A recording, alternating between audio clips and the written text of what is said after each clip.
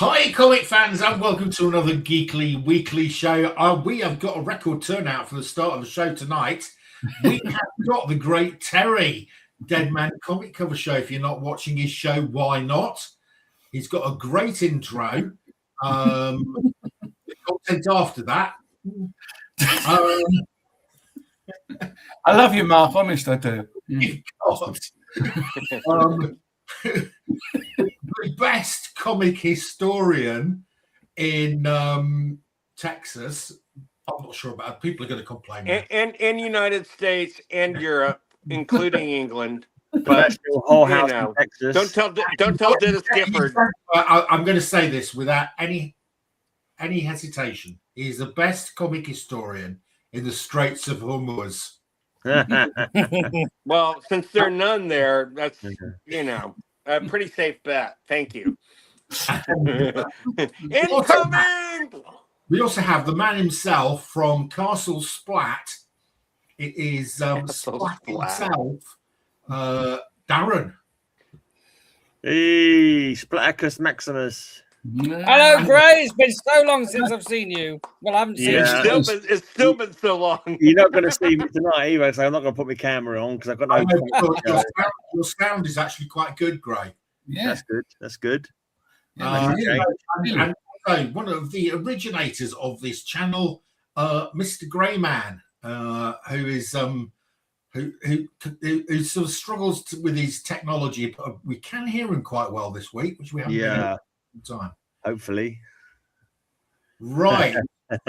So we are going to start as usual with a part of Terry's collection. Terry has got a fantastic collection of Superman and action comics dating from 1957 to now, and each week on this show we asked Terry to show us one of the years from his collection.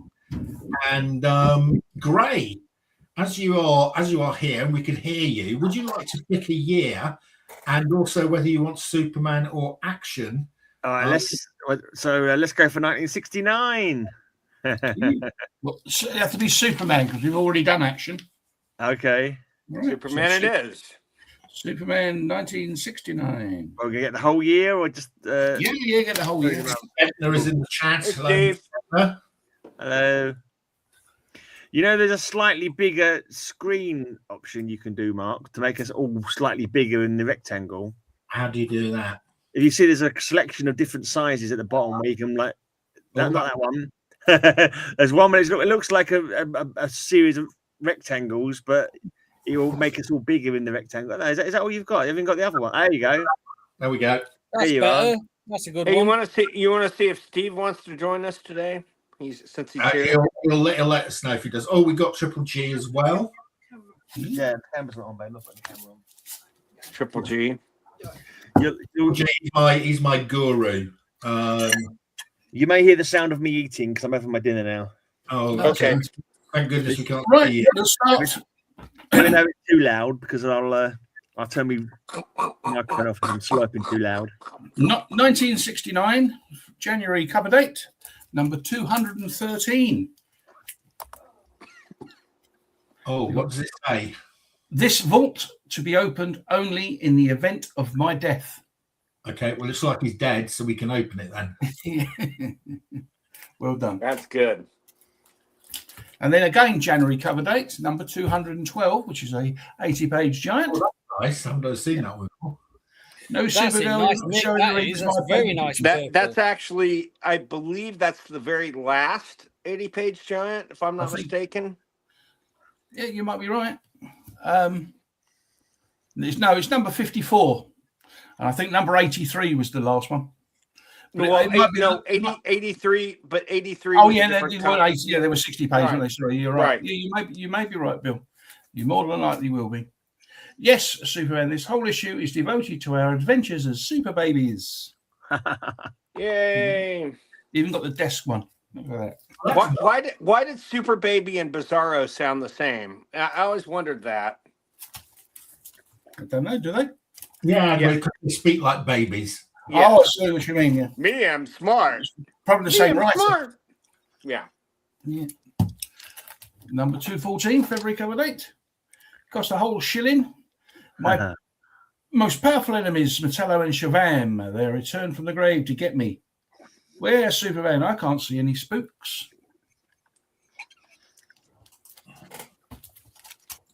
And then we have a very sad one. Number 215. Great imaginary novel, Superman's Tragic Marriage. Daddy, will we ever see Mummy again? What's happening? In memoriam, Lois Lane, beloved wife of Superman, beloved mother of Laney, 1938 to 1969. There you go. Actually released to how old she was. Well, that's actually her first appearance was 38, so it's kind of ironic. Yeah, exactly. Yeah. And then we have May 216. My orders are to destroy the GI Giant. The only way to save up a platoon is to break my code against killing. Superman joins the army in the Soldier of Steel. Oh, that's a nice one. This is good. This is a good year for Superman. Yeah. I haven't got that one yet. Is that Neil Adams? Looks like a Neil Adams cover to me. No, Joe Cluter. Joe Kubert, isn't it? Joe Kubert? I couldn't see it well enough. Yeah. I'm sure it's Joe Kubert. Interesting. Okay. Wow. I'm not showing Carl's comments. I've censored it. Okay, good. And then we have another 80 page. No, this, as you said, they don't mention 80 on here. So it's probably a 64 page giant. Correct. July 217. Here's a fantastic collection of famous firsts featuring two beauties. So that's obviously Laurie Lemus. That's the first Supergirl. That would have been from Superman 1, 2, 3, wouldn't it? Then we have the first Brainiac from Action 242. And then Marla, Superman's first Kryptonian foe. I don't know what issue that was in. And we've got the origin of Metallo, which would have been the same issue as Supergirl appeared in. 252. Then we have the July cover date, number 218. How can you deny I'm your wife, Superman? You signed our marriage certificate, and there's your super son. Why did you leave us? See, Daddy, me fly, just like you. Certificate of marriage. Superman's secret past. Yeah. Wow. Nice green cover. And then we have, for another shilling, number 219. Hooray for Clark Kent. What gives? Overnight, I've become a hero and Superman's become a target for hate. Why? Down with Superman, featuring Clark Kent, hero, and Superman, public enemy. And then we have appearance of Flash. I'll prove I'm Superman by hitting you with a super punch. Huh? Oh, I missed. Sure, because I vibrated out of your way at super speed. That proves I am the Flash. The Flash and Superman in Who Stole My Superpowers. Oh, it's another good one. I like that one. Yeah. I like that one too. I might AI this one when I get up to 90s, when I show my... Yeah, that'll be a good one for AI. Yeah. AI sucks. And the last issue, November cover date, number 221. Great Krypton. I came into this booth to change identities and I've become a super fatso. I don't think they get away with this cover nowadays, would you? The 2-ton Superman. Oh, that's a great one. Yeah, I love that one. I identify with that one. Unfortunately, so do I. You're not that fat. I'm sorry, I didn't mean it like that, but not that fat, no. And that was the end of 1969. Right. So we got a question. Usually these questions are set to wind me up. Mark, with the Spider-Man trailer out and about, is the UK? Oh, here we go. Is the UK pence variant 15 a buy, or should I wait for all the dodgy speculators to buy copies? No, you need to buy your UK pence variants of AF15 now, because people are beginning to realise that the pence copies are a screaming bargain. And with the super Spider-Man trailer coming out, now is the time to buy. There you go. That is a definitive answer to your question. Agreed. And if you've got the money to buy an AF-15, you can buy us one as well. Well, maybe not. At the moment, you could probably get it for 20 to 30% less if it's a UK pence UK price cut point. There used to be. Not according to Overstreet, not anymore. Yeah, I know. I saw that. If one has a product, oh god, it's Oh God, no! Please, no. I'll see. Right. If a zombie has herpes, would you call it Zerpies? I mean, come on, man. Who's we got lost Darren. Where's Splat gone? Don't know. Right. Okay, so Gray, we can't ask you to show anything. Would you like to I haven't got anything much to show. Well, I think you need to tell us about your Tales from the Grey Side, in case anybody's not watching the Tales from the Grey Side. Well, yeah, I've got 2 channels where I tell stories, which are just really like, they were kind of comic booky, really. I think they, especially like the horror comic book ones. I always got the horror Tales from the Grey Side is mainly horror tales, and I always try and put a twist at the end. And then you got Tales from the Grey Dimension, which is my other channel, which is more like silly stories, like horrors and sci-fis and like Lovecraftian stuff, but with like a daft angle to them instead of like a scary angle. So I've put 2. I'm actually working on a second part of a story at the moment. I've got a 9-part story I've got to record. I've got a 9-part story. Yeah, I've got a 10-part story that's been written. I've got to get around to recording it. So yeah, lots of recording going on, and not many people watching them. but how many are you getting? Because they are pretty good. Actually, I have to say that I quite enjoy them. How many? What am I getting? How many viewers are you getting? Because I quite enjoy them. Right. Well, I'll put a video out, and I'll look at it like 12 hours later, and it'll have 0 views on it, or it might have my view on it, and then 24 hours later, it's still just 1 view on it. And then every now and again, you suddenly get a story you don't think is that good. I think it's like I did a story the other day. And I thought, oh yeah, it's all right. It's got a reasonable twist on it. It's not great, and it got like 200 or 300 views. And I was like, well, that's weird.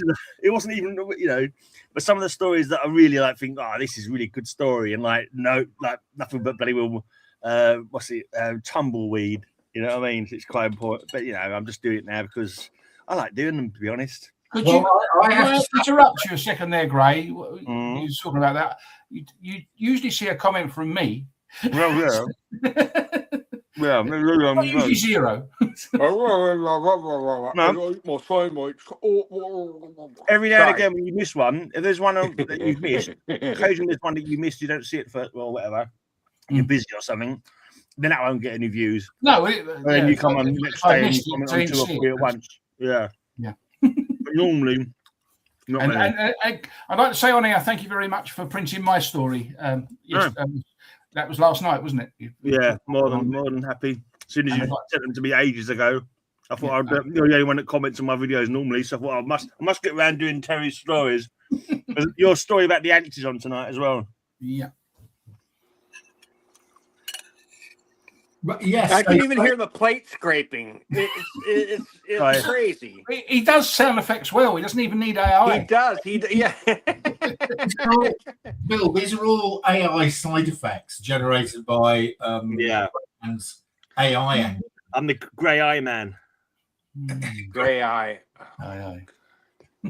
The puns on this show. Well, thank God Kyle isn't here. Well, he's here, but not here to ring in. His puns are really bad. What do you call a zombie that... No, I'm sorry. I won't go there. That was funny, though, Kyle. Bill. Yes. So, what convention have you got coming up next? Well, next one that I know of is going to be San Diego. Oh, okay.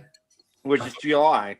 I may do SpaceCon, which is going to be here, but if I do, it'll just be as an attendee. It won't be in any official capacity. But it's funny. These places, they're just dying for more money. So what they're doing is they're joining people that probably in real life don't even really like each other, but like you'll get one guy that played Superman in one thing, one guy that played and you'll get these joint experiences. They say where you get a picture with both. Yeah. Of course, Dean Cain isn't showing up anywhere. I don't know why. I do know why. I'm joking. But well, he's busy being part of ICE. Yeah, he's a total ass. But he Stop joined playing Superman, ICE. start playing Iceman. He joined ICE and strained his back like 2 days into the training, and so he's been AWA he's been AWOL ever since. So it's kind of funny. But you're Superman. I still strained my damn back. But no. And there's what else is coming up here? We don't have a lot of. Well, we have a couple decent cons in the summer. The one I used to be in charge of the panels on was Texas Con. That's been gone for a while. But it's been. What happened? Were you talking about creating a con somewhere, or somebody contacted you about creating? Well, yeah, we were going to create a con in Vallejo, California, Right. and we may still, but it's there are a lot of things about that. It's very close to San Francisco, which means it's one of the most expensive areas in the country. Yeah. And it's going to be a small con. So if we do it, we would have to charge large rates for everything just to make money. And we will get the location free the first year or two, but that doesn't mean we won't be out thousands. And I just don't know how much money I want to like throw into something like that, especially at my age. But we'll see. You know, it could be a great con. It would be great because you could get people from people that come to go also to Napa Valley for the wine. Yeah. And also go to San Francisco because of its great destination.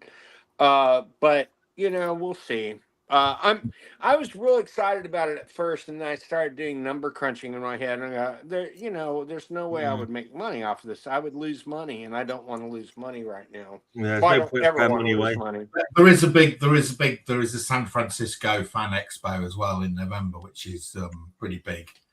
Yeah, and this would be kind of the opposite of that. This would be a more intimate kind of convention, and maybe it'd work great. I don't know, but we would have to definitely fork over some money to get the people that we wanted, and we'd have to come up with a decent financial model. Okay. I don't know. Okay, guys, have you all seen the trailer for the Spider-Man film? Yes. Can we air it? Can we air it here? I didn't even know there was a new Spider-Man film coming out. Yes. Yeah. Possibly. Hang on, let me see if I can air it. No, I haven't seen it yet for obvious reasons. It's actually you've been a little busy. More than a little. Who are the villains? Tarantula. There's a load of them. Boomerang. Okay. Scorpion. Tombstone, and I don't know who else. Boomerang. Okay. My phone.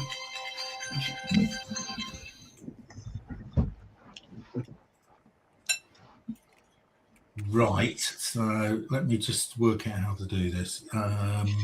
So you'll have to bring it up in a separate window and then do a present. I completely lost StreamYard now.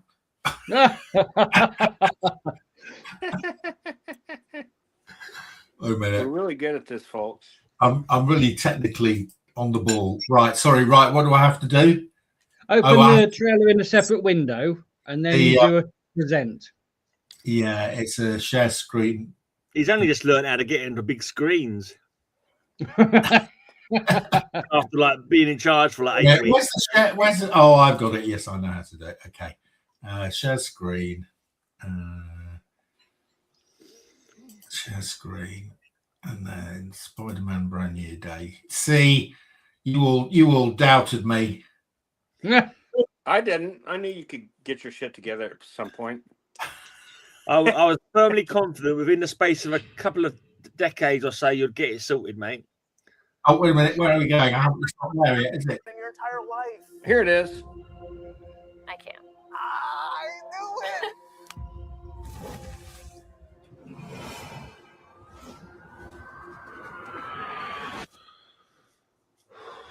I don't know about seeing inside his mask. I think that's kind of dumb. I don't think there'd be that much gap between his eyes and the front of the mask, surely. Right. It kind of looks like he's Tony Stark. We used to know each other. Something bad was going to happen, and the only way to stop it was to make everyone forget about me. Because I'm not just Peter Parker. I'm Spider-Man. What the hell, Frank? You just hit me with a thing! Suit yourself.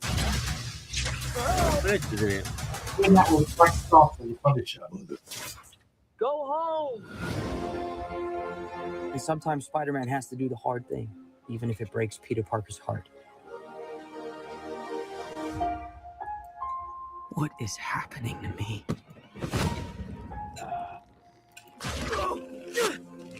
Oh, God.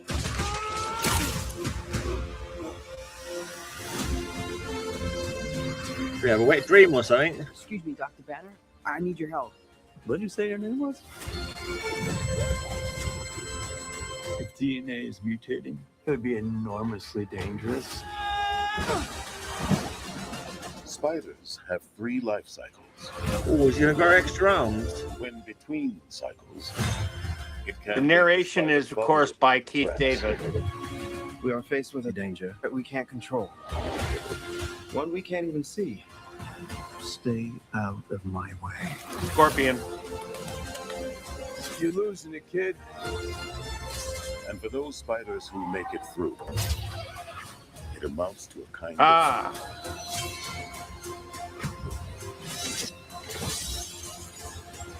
I guess that's the hand, maybe? of rebirth. Yeah, the hand. Oh, catch this. Oh, they're a housewarming gift. I'm MJ, I'm just a neighbor from across the hall. friendly neighbor. Friendly neighborhood Spider-Man. Friendly neighbor. And he jokes. That is great. What do we think? Does Ned Leeds become the Hobgoblin in this one?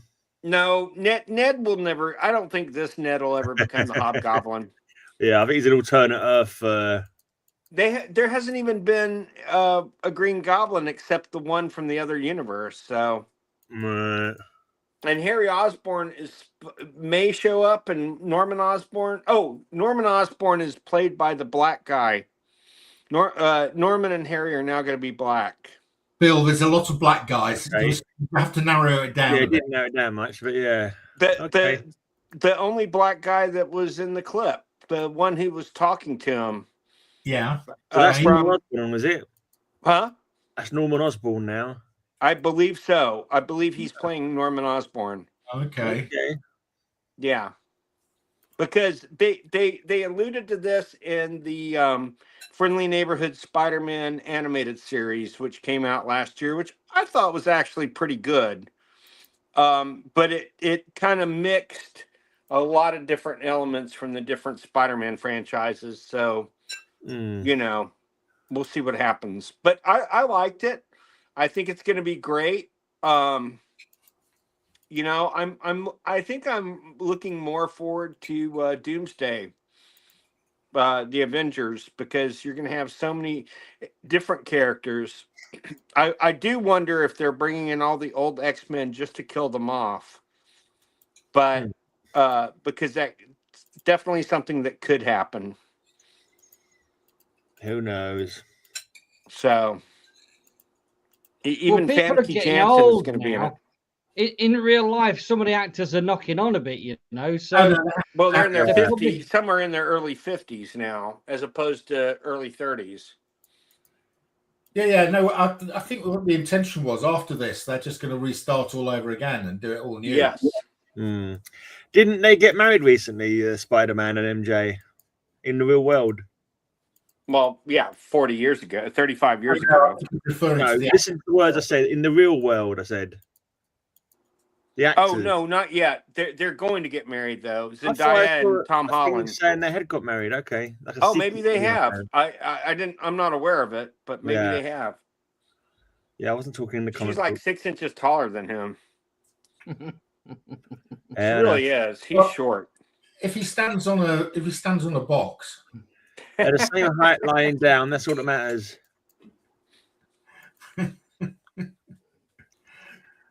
Yeah. That's funny. Right. Okay. Mr. Field. Yes. I know this is a silly question, but you haven't got Yes. the comics you prepared to show for us, rather than you have to go off and find. No, I gotta go find them.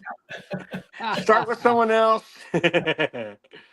It won't take long. What I want to say is that I'm really getting into Little Archie again, which I don't know if you guys even know about Little Archie, but I'm sure you know who he is. But yeah, a statement like "I'm really getting into Little Archie again" could lead you to paedophilia claims. So no. I'm not. That's not what I'm trying to say. Smartass. So the character Archie, Edit but a that younger out, version, please. is it? What's that? The character Archie, but a younger version, is it? Correct. Okay. But they were way better stories than the Archie stories. And when I was a kid, and my nieces and nephews, those are the only comics they want me to give them is Little Archies. Fair enough. So it's because they relate, because they're that age, and I think that's why I liked it when I was 7, 8, and 9. I think that's why I was drawn to it, because that's how old his character was. So that makes sense. Yeah, it was actually Veronica and Betty, though, wasn't it? That she was preferring rather than Archie. No. They're all kids. They're all kids in it. I know. Including Jughead, including Reggie, and there's a character that was just in Little Archie named Ambrose. Okay. Yeah, I don't everybody kind of ganged up on. Yes, Little Archie was brave and strong, Steve. Yes, agreed. I've not read much Big Archie, let alone any Little Archie, I must say. I don't think I've ever seen Little Archie. I don't think Little Archie ever made it to the UK, did he, Terry? Did normal Archie make it to the UK? I can't say. I've seen a lot of Little Archie covers because of one of the Archie YouTube channels, but I don't remember it when I was a kid, seeing them on the stands. Mind you, I don't remember seeing much Archie. No, that's what I was trying to say. Yeah, I don't think I've seen any Archie ever. Yeah, I don't think Archie. I think it did get over here, but only in a small amount. A very small amount. I think it did make it over, because I have got some Archies with T&P stamps on. Yeah. I reckon Archie would have been overtaken by the UK comics, because the UK comics were like, more that kind of style of art. So I don't think they might have thought there wasn't much scope for it. They were never big in the UK. We had so many of our own sort of characters in that kind of style. Yeah. I think all of the digests that they crammed in as well. I mean, none of that. I don't think that any of that reached here. Either. So I certainly don't remember. I do remember seeing the odd Archie comic on the stand, and it's not something I picked up, but I do remember seeing the odd one. But it certainly wasn't in abundance. Certainly not like DC was. Yeah. It's like with all of them. I mean, your Charltons and all that. I mean, yes, they did come over here, but I don't think they came over in the quantities. Those didn't come over in big numbers. Right, I've got some comics to show you. These are more stuff from the Macclesfield plot, which just keeps on giving and giving. There's another auction coming soon, is it now? I saw someone advertised online. Did you know there's one coming up soon? What is it? I can't remember what it was now. Like a Ventis, maybe? Is there a company called Ventis? Vectis next week. Okay, cool. I bought from them quite frequently. They're pretty good. This is the Joker's first solo series. That goes for big money now, doesn't it? That one. It'll go for big money. This is over £100. This, and I think this is in near mint. I got that and the New Gods #1 was the first comics I ever framed and put on a wall. I don't know why, because I don't like the bloody thing now. But at that time, I used to frame lots of covers, and that was one of the first ones. Joker, Penguin, Riddler, Two-Face. No, it's not so much I don't like it; it's the fact that I'm not a great fan of the Joker. That's really all it is. Oh right. These days, are you joking? Again, it was different, but these days I'm not a great fan. I think he should have been boxed and got rid of a long time ago. Surely the greatest villain in comics. I personally think they made the Joker too murdery.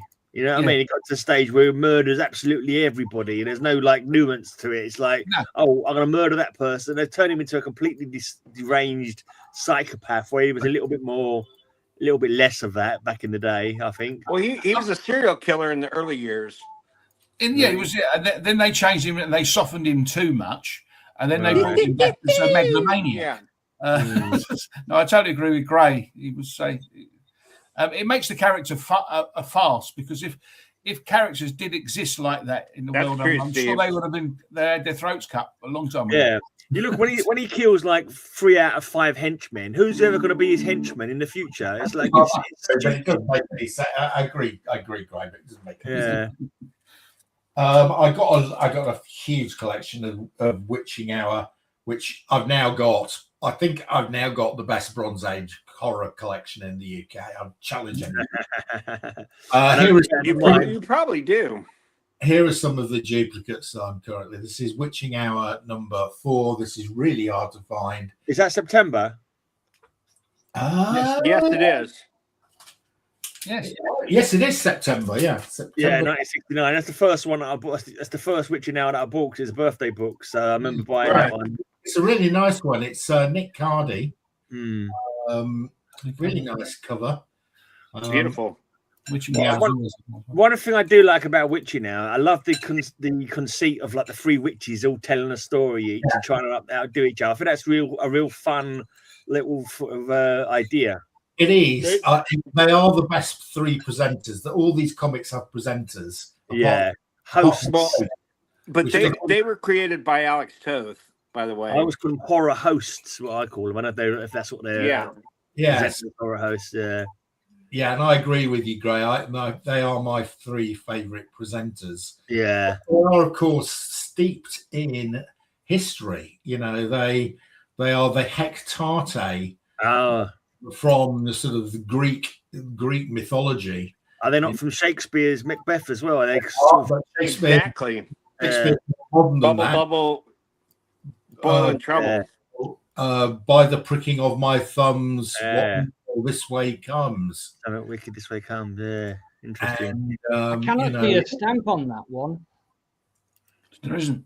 And also the are they the 3 fates, where one spins the whirl, one measures the length, and one cuts it and determines the length of your life, the length of man's life. Yeah. So, I do like 3 witches. There's quite a lot of 3s in mythology, isn't it? You got the 3 Furies as well. I think there might be 5. I've got 3, but there's like the 3 Gorgon sisters, the 3 Medusas or whatever. 3s is quite a popular motif. One of the witches in that is what's a little tubby one, and she's the funny one, isn't she? There's more. I think Mildred is the old hag. Yeah. Who's the hot one? Cynthia. Cynthia's the hot one. She's the little the chubby one. I think she's Mordred. That's like a bloke's name, isn't it? That's from like Arthurian legend, isn't it? Mordred is like the son of him and his half sister, isn't it? Yeah.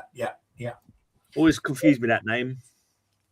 Really fun. Witching Hour is one of my, and it is the absolute epitome of the Bronze Age horror, because it starts in 1969, which is the start of the Bronze Age, and it finishes in 1978, which is around about the end of the Bronze Age.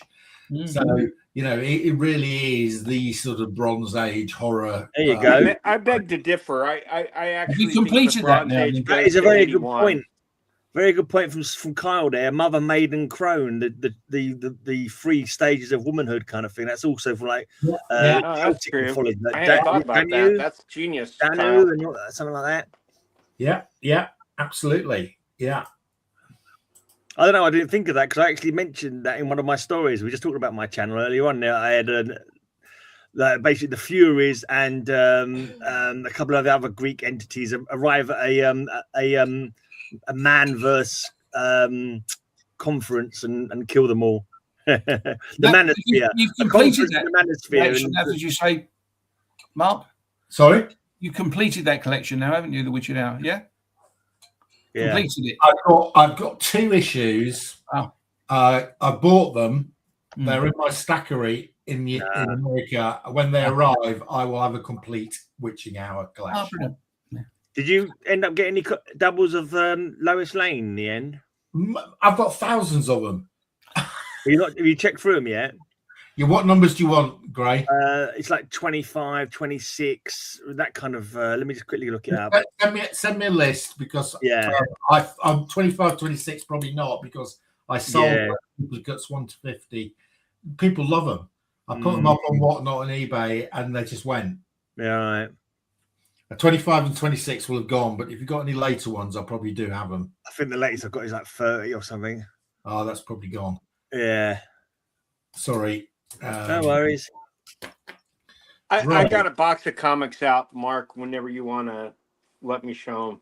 Okay. I agree. Conan is always quoted as, and it's around that time, isn't it? Is it 1970, Stephen? Yes, 70. Yes. 69, 70, isn't it? Yeah. No, Conan is 70. 70. And a lot of people do call him the first Bronze Age because things had changed so much because of Conan. I could see that's it. Yeah, I mean, the industry changed, you know. Yeah. I mean, my only argument with the Conan thing is that I think there's a whole range of horror comics that started up in 69. Slightly before Conan, and I would claim they're Bronze Age, not Silver Age. But it's a bit like this. The Silver Age starts either with the Flash in Showcase, or it starts with the Comic Code Authority, and there's a bit of a gap between the two. There's 56 and then 61 for Justice. Then they say it's the Justice League Brave and the Bold 28, which is 61. So there's like 5 years difference between those two. Yeah. So I'm not on Bronze Age. I'm more of a fan of saying it starts with the Bronze Age horror stuff in 69 than with Conan in 70. But it's very close. Right. I'm just going to show a couple more. This one is a beauty. This is another. This is another Nick Cardy. Nick Cardy is, of the first 52 issues of Witching Hour, Nick Cardy does all but 6 of them. That is a good cover, isn't it? That's a great cover, and it epitomizes what you have here is a typical meme of Bronze Age horror, which is innocence and threat or evil. Yeah. Quite often get kids. These are a bit older than the usual kids. They're teenagers, but they're looking in on some sort of evil stuff. Yeah. And then they're being surprised, like off screen, something's coming up, creeping up behind them. So it's exactly. And it's in so many covers. So the other trope is the little boy and his dog. There's always quite often you get a little boy, a couple of kids with a dog hiding behind them. Something or other. What was I showing the other day? Was it Witching Hour? In Witching Hour, there's an early one where this girl is coming down into the cellar, and there's a little white dog dead on the floor. Oh yeah. It's dead, and she's saying, "Muffin, Muffin, don't go down there. It's dangerous." There's some sort of monster holding Muffin. Yeah. About 30 years later, there's another one with a girl at a door, and the dog it's almost the same dog. It looks like the same dog, and it's been killed by snakes. Yeah, I remember that one. Killed by a snake. Yeah. I remember that story as well. Weirdly enough, I don't know why. I've just got a couple more of these. This is just fantastic cover. Nice. Jeanette by Candle Fright. Candle Fright. This is quite frequently. So this is where they've got married. Too late. And she's been wearing a mask. That's what she really looks like. Yeah. There's quite a few of these ones where the mask comes off after they're married. I think this is very Freudian. This is a lot like real marriage, where you get married, and after a period of time, you find out the true nature of the person that you married.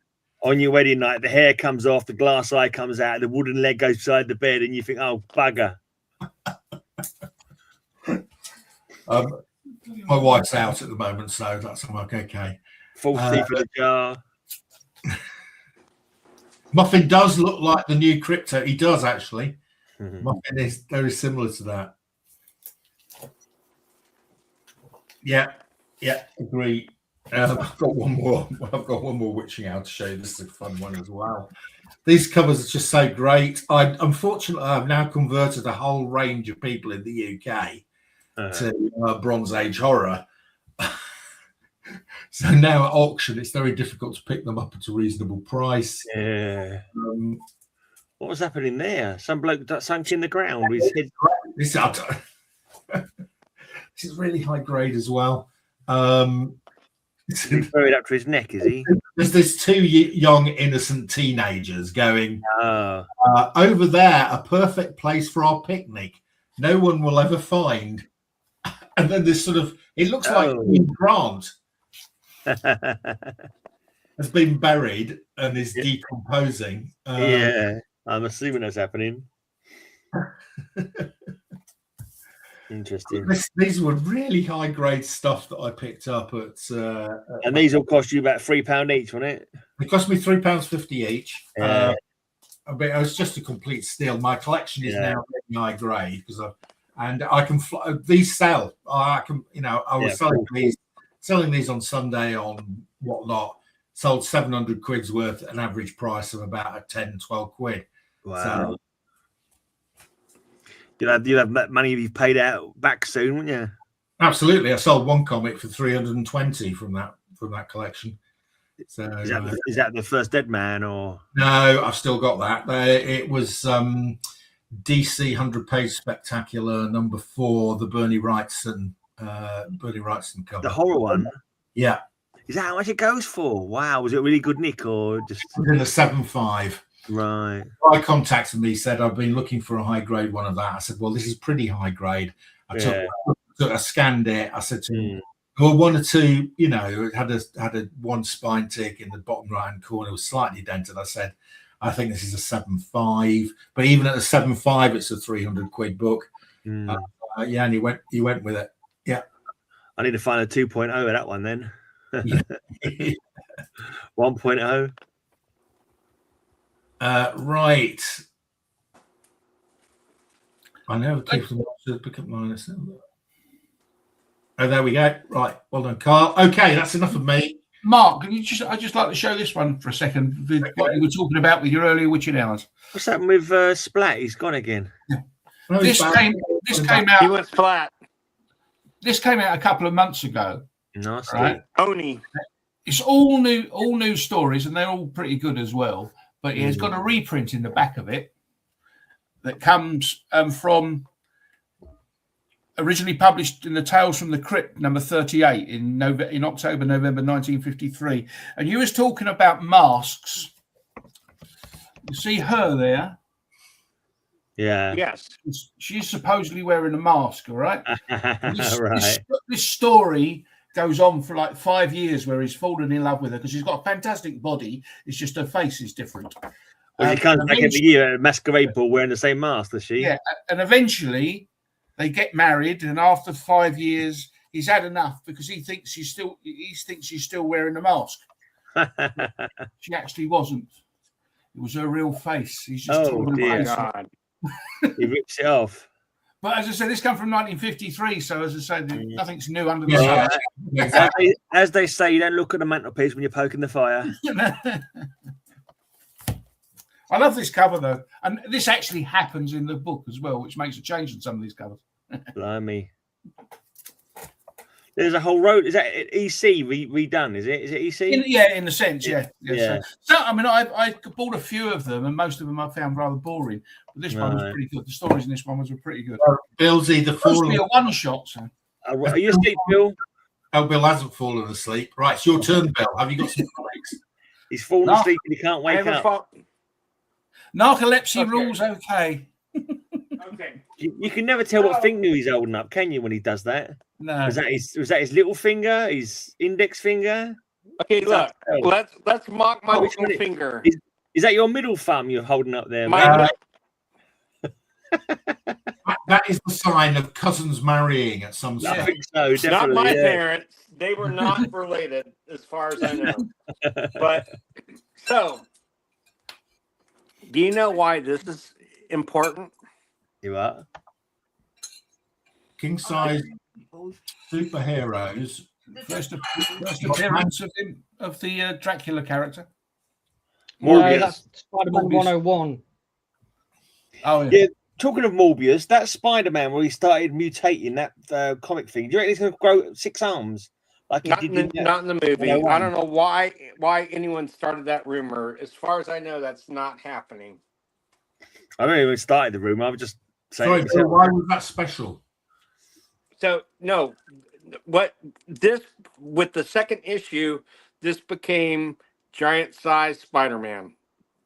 So this is actually giant size Spider-Man #1. It's also 35 cents. The next time it appeared, it was 50 cents. So there was, as far as I know, there was either 2 or 3 at 35 cents. The other one was giant size Chillers #1 that starred Dracula. Okay. These are definitely in no particular order. Do you know who did that cover? Is this? I think I do. Hang on. Is this new ones you bought this week, Bill? No, these are ones that I haven't shown. These are from the collection. Right.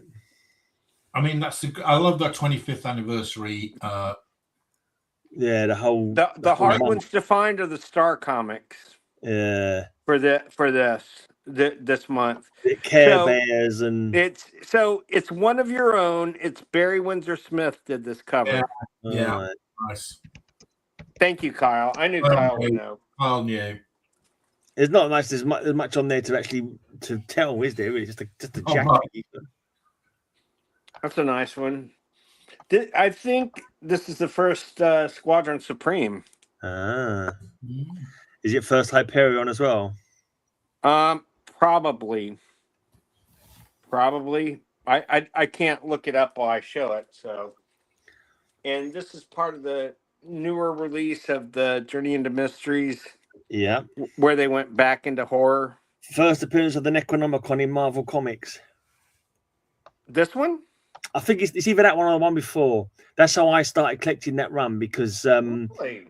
I got the first Necronomicon in DC Comics. I got the first Necronomicon in Marvel, and I think it is in that one. That's interesting. Kyle says it's the first Nighthawk. This is now I've just no, been the checking. one show with the Squadron Supreme. The Squadron Supreme is the first Nighthawk. Oh, it's the first Nighthawk. I've just been fact checking Mr. Bill Field, comic historian, and I'm not sure your facts are right on the giant size. Well, I can't look it up. So on the giant size, no, it definitely is. It becomes giant size Spider-Man with the next issue. Well, you mean that there is no #1 of giant size Spider-Man? No, not that I'm aware of. That's where I disagree. You found one? Yeah.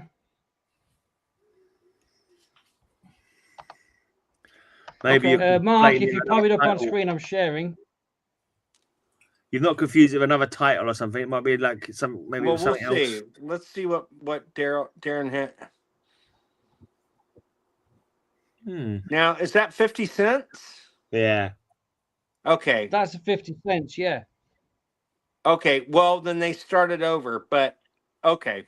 But this was the only... What year is that one that you showed, Bill? Because this one is 74. What year is the other one is 74 as well. Okay. I believe.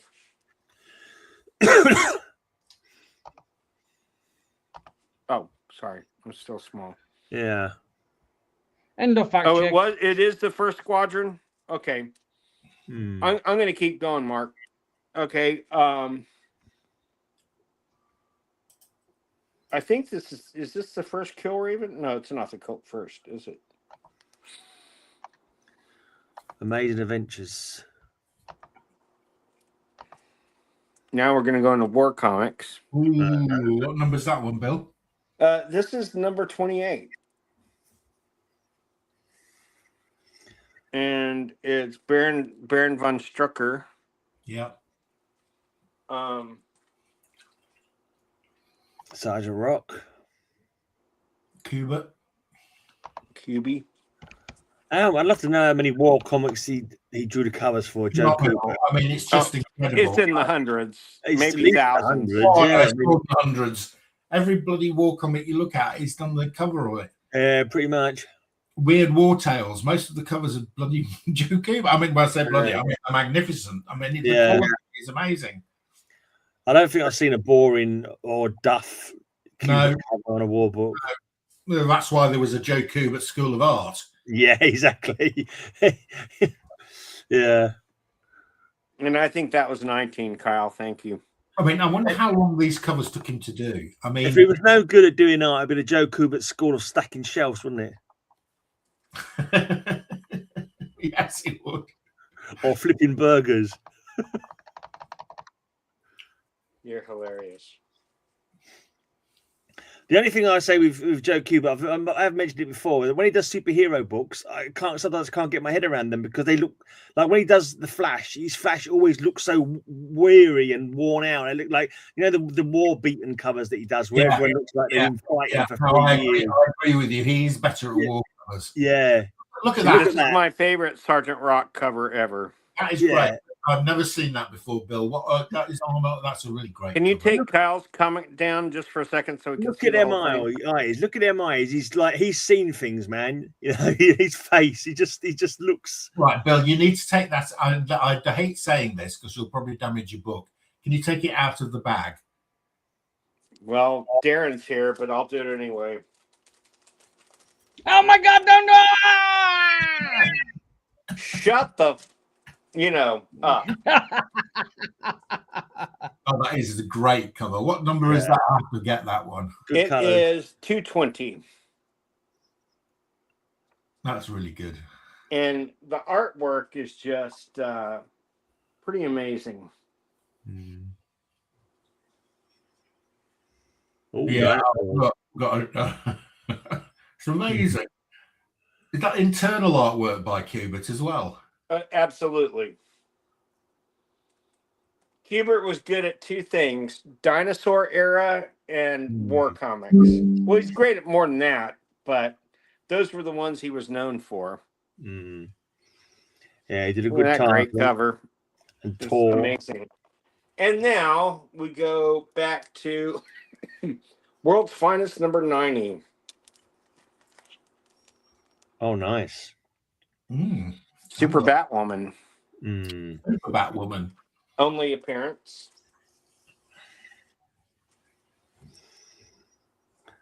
That era of World's Finest, Superman and Batman were spending too much time fighting each other to actually fight any crime. Right, and slapping Robin. Disney. Disney's Man in Flight, 10 cents. Enemy Ace is good Kubert art as well. In the earlier issues of World's Finest, Superman or Batman were in it, but they weren't together, were they? They were separate stories. Ah. Up until a certain point, they teamed up, didn't they? That was yeah, the first time, 76. I'm not lucky enough to have one of those ones. Mine. I've got the facsimile of 76. That's the nearest I'll ever get to. I like the Believe It or Not and the Boris Karloff covers. Okay, ready for some great stuff? Even greater than you've seen so far? It's difficult to find in higher grade, though. Oh, look at that. What grade's that? It's except for that little corner. Yeah. It would easily be a 9+ if not for that corner.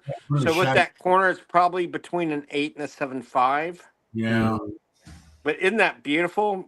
Great shape. Very nice shape, yeah. Thanks, Kyle. I knew I was telling the truth. Right. Isn't that great? Yeah, it was Superman 76, wasn't it, when they showed the origin of them teaming up?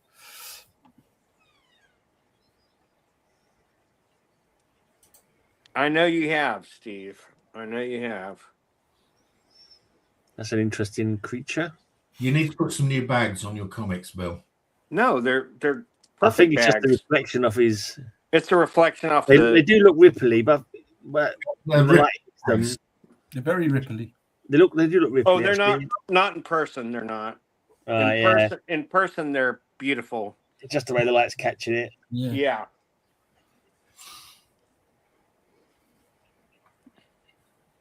Ooh, you know why this is a big deal?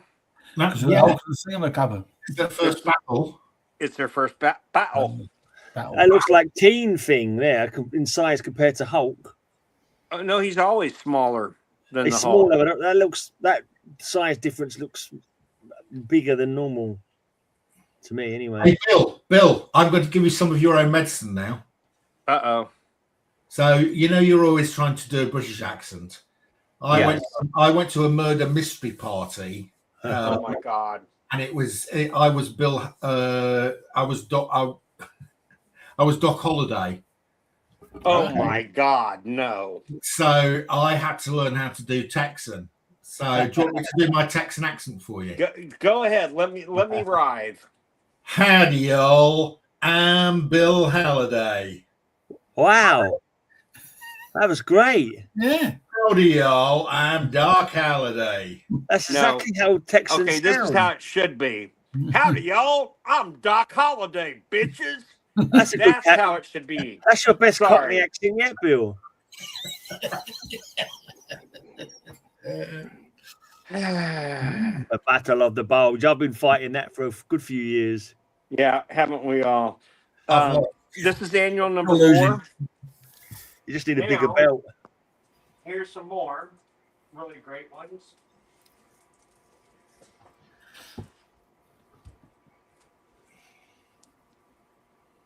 Oh, is that just sat in your kitchen, Bill? Huh? No, it's out of a it's out of a box, out of a bin. I'll give you a tenner for that one, Bill. Oh yeah, I'm sure you will.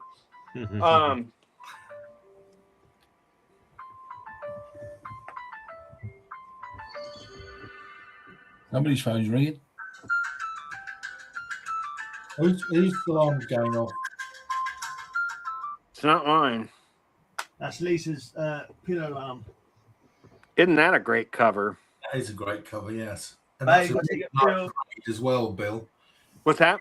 That's a really nice grade as well. Oh yeah, these are crazy grades. FFs are. This one's not in great shape, but this is a nice cover nonetheless. So many of these I've not seen before. What number's that? Number 9. That's 9, isn't it? Number 9. Number 9. 9, yeah. So, what do you do with these, Bill? Do you sort them into a box where they're all together in the run, or you just leave them like higgledy-piggledy all over the shop in different boxes? These are mine. These aren't the shop's. Yeah, I know they are yours, but are you going to put them into another box where all your Fantastic Fours are, or do they just all sit randomly? At some point, I will. Yeah. Right. Okay. But I've screwed up the. I've screwed up the order so bad. It's just. It's in bill order. This is actually one of the early Silver Surfer appearances. Bill, these Fantastic Fours are in really good condition. Oh no, they really are. They're beautiful. Okay, wait. Did I already show these? So no, I didn't. I have not. Is this your to read pile or? No, these are all from the collection. I just pulled out a really good box to show you guys today of stuff I didn't think you'd seen already. That Sergeant Rock you just showed, is that Sergeant Rock and not all where it changes its name? No, it's still our Army at War. But they're calling it Rock on the side, so yeah, it's very, very small now, isn't it? Yeah.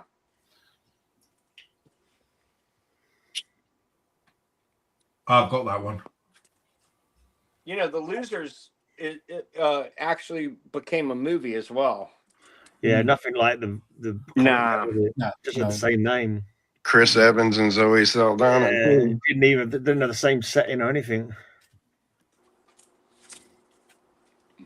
But they class it as a DC film.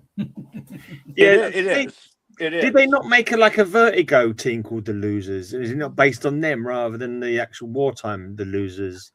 Am I getting that wrong? I don't know the answer to that. Is that true, Kyle? Yeah, they did.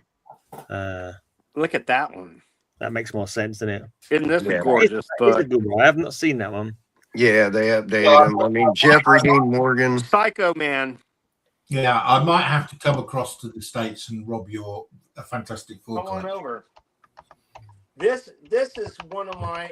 I wish it was in a little better shape, but this is one of my favorite Avengers covers. Yeah, that Vertigo Losers ran 32 issues. So. Oh wow, that's why you remember it, right? Yeah, I don't think I've actually read it, but I remember it's really good. It's really good. It's really good. And that'd be beautiful. It was my cup of tea, so it was kind of more of a Marvel than a DC movie, and then this idea of it, because there's another great cover. Just number one of that Losers was written by Andy Diggle, and the cover was by Jock, and by the internal art was by Jock, by the looks of it. Okay, beautiful. I can never remember which one of them Andys is from Indianapolis, but I'm pretty sure it's Andy Diggles from Indy too, and Jock's from London. Oh, Jock's British? I didn't know that. Yeah, Jock, yeah. Jock's He's at one British. of the conventions up north called Thought Bubble, and he's there quite regularly. He was one of the instigators of it, I believe, wasn't he, Mark? Jock, I think so. The main instigator is Tula Lote. Yeah. Stephen, I'm just going to try and get the link for you. Hang on a second. What man? First Diablo. What man? Oh. No, you said who's that man? I'm saying what man? The man. What was his nom de guerre, Bill? I don't know. Mr. Oblade. Oh, that's funny. That's literally what they made him. It was Mr. Oblade. So they couldn't tell Mr. Oblade and his civilian guys was Diablo. Isn't that a great cover? Love me some Blastar. Can you get rid of the line just so we can? I got the first Blastar off of Mark with my wages for helping him at the mart, and I managed to bloody well sellotape it, pull it right on Mr. Fantastic's face. Oh, yeah, definitely ugh. I hate tape pulls. Like destroy your soul. You know why this is a big deal, right? Annihilus? First Annihilus and first Franklin. Franklin Richards. Yep. That's when Franklin was born. Is that number 6? Yeah. Yeah. I didn't realize he was born so soon. So when the comic started, Invisible Woman was pregnant. That was the annual. Number 6. Oh, that was the annual. Oh, right. I was going to say that was confusing. Yeah. I was thinking for a minute she started off the whole series pregnant. Phil, why have you got a Goofy in the same box as Sergeant Rock and Fantastic Four? Why wouldn't you have a Goofy and Sergeant Rock and Fantastic Four? A Mother Goose as well. Disney. Cow that jumps over the moon. Until they get collated, all boxes should look like that. Gentlemen. Steve's here. Okay. Goofy. Always makes me want to tell the Mickey Minnie Mouse divorce joke. Yeah, don't. Please, Kyle. No. I didn't say she had wonky teeth.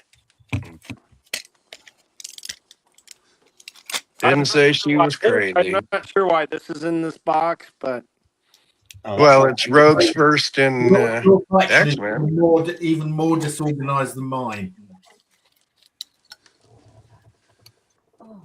These are great comics, by the way. Those are great. I love those early space exploration comics. We showed that one already. Oh, I did. Yeah. Well, I must have 2 copies. Yeah. Battle of the Bulge. Okay, now. Oh yeah, we had to have a Battle of the Bulge, didn't we? Yeah. You bought anything recently, Splat? No, I'm not buying at all at the minute. I'm trying to process. Dig the condition. This may be. How close are you to getting your Oh, nice. I will never understand the value of that. Why? It's a damn fine book. Why don't you understand the value of it, Kyle? It's not difficult. It's why I explained it in a thread. That's just a continuation of Tales of Suspense. I get it's a little bump, but the Tales of Suspense 58 and 59 that actually starts the Captain America series, which would be Silver Age issue #1, that's not Captain America anything other than just they switched the title. Where do you live? Yeah, of course. But so what?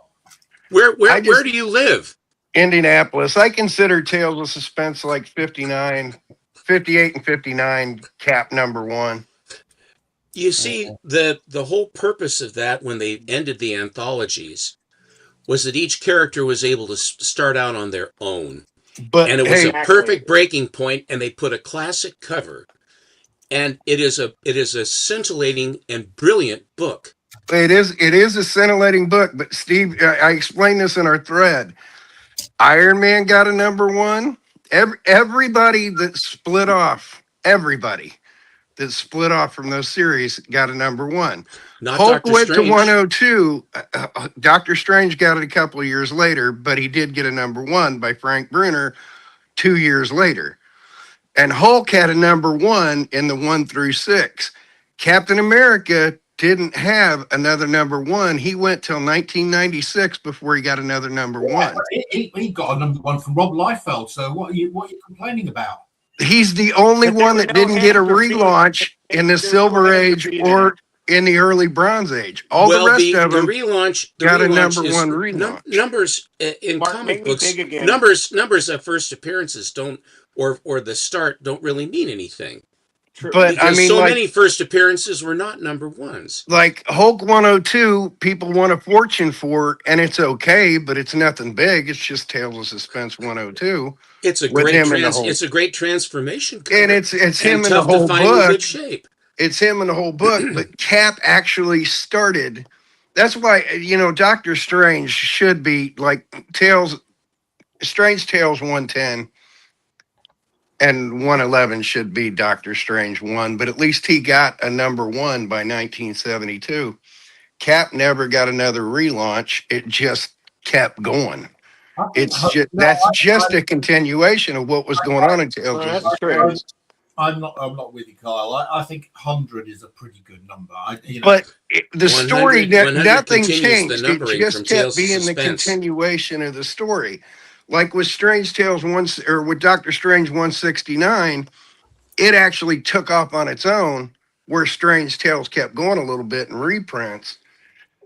But it's still just a continuation of what was already there. It takes down what was already there and makes it bigger for 1968, when the stories in 1964 and 65 were spectacular themselves, and they just get undervalued. That was my point about, Mark, you couldn't understand why there was so much value on that Cap, on that 58. And it's like, well, yeah, it's a hugely important book. And yet you can get it cheaper. Listen, it's the start of the Marvel. It's the Marvel premieres.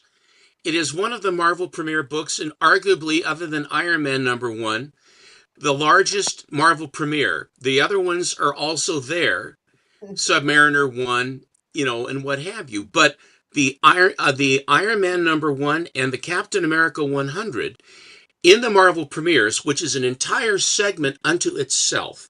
Agreed. When they were able to have the distribution that they needed so they could have separate titles. They went away from DC's distribution system. Well, yeah, because they could only have 6 monthly books, which again, it's cool. It's great that it happened in 68, but I still think the earlier stuff's more important.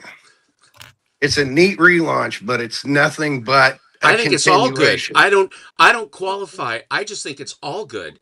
I have Captain America #1. That's good too.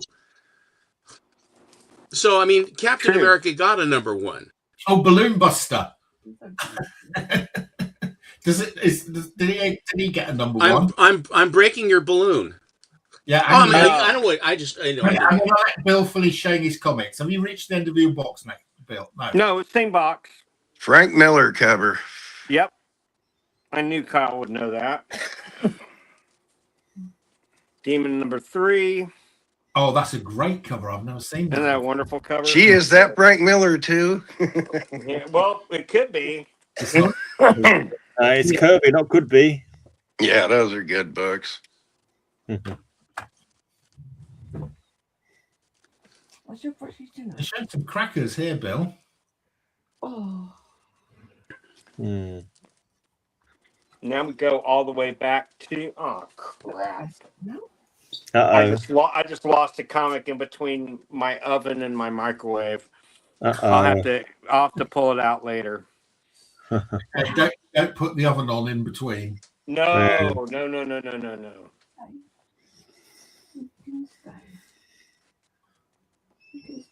The medics. I mean, does anyone really care about Sergeant Fury's? I mean, I know they do, but I'll go through these fast. Aye. That was a cool. Mark's got a collection by accident, Mark. Yeah, I got my Sergeant Fury collection by accident. So I was at London Comic Market. I think you were there, weren't you? Yeah, you got number 1, didn't you?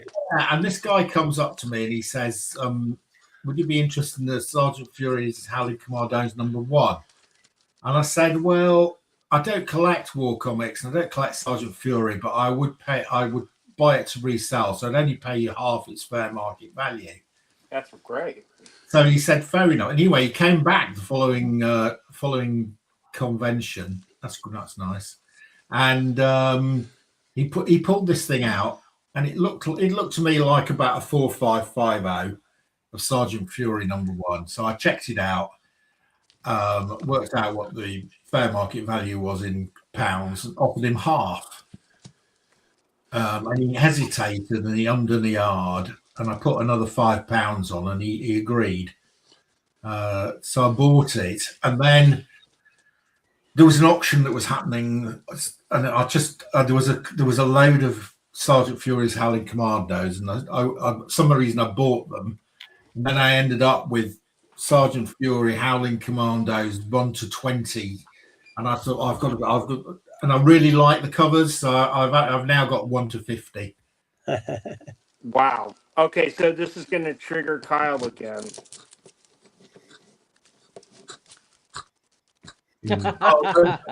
Great book, but it's still just a continuation of Tales to Astonish. It's just a continuation. It's Maurice Ebron. It's great, but if you put that next to Tales to Astonish 92, I will buy 92 all day, every day. But Kyle, 92 has not got a thing on it saying big premiere issue. True. And that's just buying a thing that says big premiere issue. Do you know what else says big premiere issue?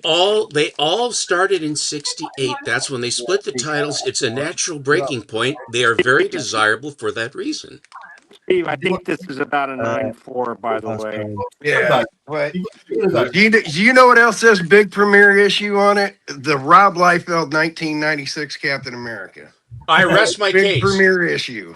I rest my case. It's they relaunched it again.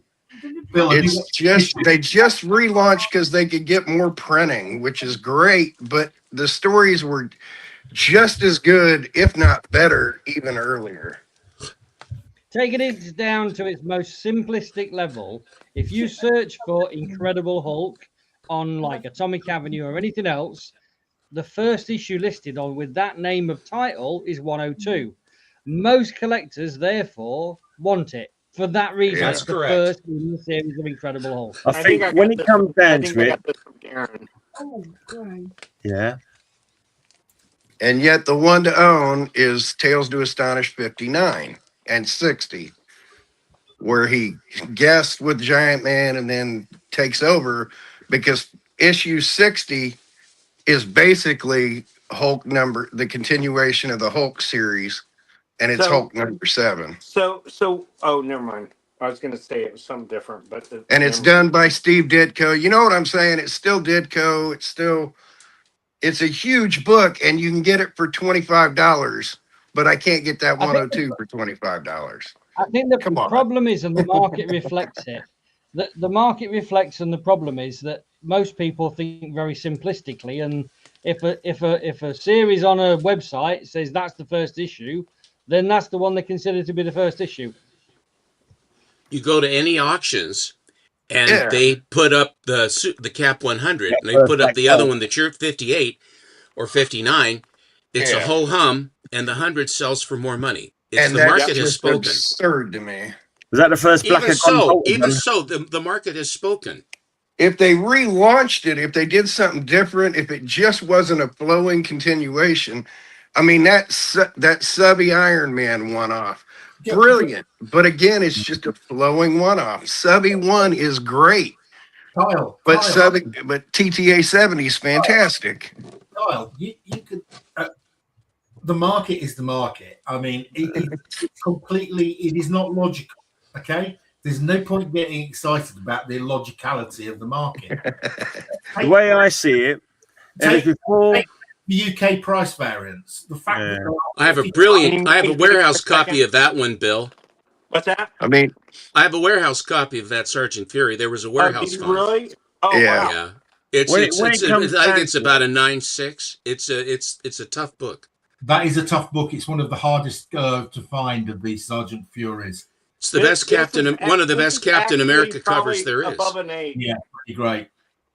It's in nice shape. Now, Steve, I think you're going to love this one. Make me big, please. Yeah. Boy, that's a thin book. And that one's not even Steve Rogers. I don't like it. I don't think the cover's very good. Make me large. Thank you. I have a 7.5 of that. I had mine graded. I bought the entire set of Magnus when eBay first started from a guy in Arizona. It was I love Magnus the Robot Fighter. It's a tough book. Too. Russ Manning was great. Very demanding guy though. Very, very demanding artist. Yes. You know, it's funny about that Sergeant Fury 13, Bill, is I mean that obviously wasn't Steve Rogers, but they used that to reintroduce the character to see if it'd work, and then brought him back officially in Avengers 4. That fantastic 426. Wait a minute. In the Sergeant Fury, he was the captain. He was Steve Rogers. Yeah, he was also 13 is post number Avengers 4. Oh, 13's. Oh, I'm thinking of something else. You're thinking of the Strange Tales that has the acrobat. Yeah, I'm thinking of the acrobat with Strange Tales. But what's humorous about that is, you know what Cap's third Silver Age appearance was? Don't tell him, Steve. You showed it earlier. 13? You showed it earlier. And it wasn't in Sergeant Fury. I actually said something in the thread about it. I don't remember. Fantastic 426. Third appearance? Really? Is his third Silver Age appearance. Wow. That one between the Hulk and the Thing are fighting on 25, and on the cover of 26, it's the Avengers going up the scaffolding, and that's Cap's third appearance in the Silver Age. That's amazing. That happened between 4 and 5, Avengers 4 and 5, or Avengers 5 and 6, or whatever. So, but yeah, that's Cap's third appearance in the Silver Age. Can I buy that box? Power Man. For a couple of £100, Bill. I'll pay the postage. Oh, I'm sure you will. And okay, so here comes 4 great comics in great shape too, I might add. Want it? Never gonna own it. I traded mine away. You traded yours away. Yep. First appearance of the Badoon. Then Sounds first like appearance some sort of of an appliance Mephisto. in the bathroom, doesn't it? Oh. I say, Susan, let's get out. Why don't you go to the Badoon? First appearance of I just Mephisto. the biggest Badoon. Oh, sorry, never mind. A Badoon is like a spittoon, but it's a B-day mixed into it. There you go. Yeah, there's a classic.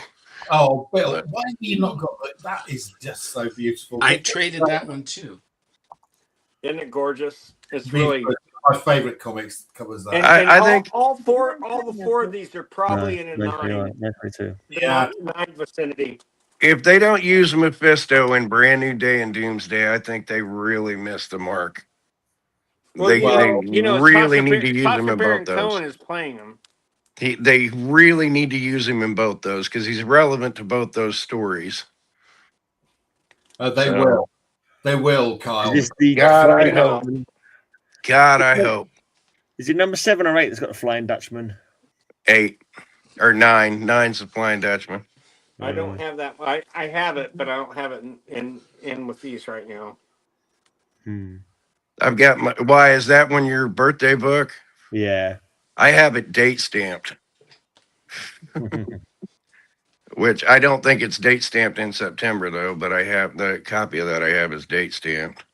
I may go up and look for that just because of that. These are all big money books, Bill. Thank you. I agree. Hey, Graham. Yeah. If mine's date stamped, as much as I don't like coming off of them, if mine's date stamped and it's proper, I'll send it to you. Oh, mate. Well, I've got a copy already, but unless he's got. But that, well, then we'll trade. I'll take your beta copy and you can can have my date stamped one. All right. Yeah, maybe. Okay, Bill, I think you've had your turn. I think I'm going to take you down. Yeah. But I'm almost done. Oh, okay. Go on, I'm mate. at the end of the box. Should have gone to, and then come back. I'm almost That was an interesting one. It looked like a remark. I'll go The through art these design very in the fast. background. I've got that one. Oh, that's a cracker. I don't know why this was 9 cents, but okay. I've got that autograph by Waringo. It was basically a free comic book day promotion. They put 9 cents on it, but gave it away.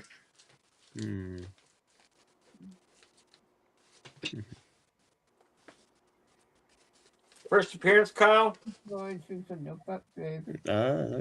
What issue is that? 12.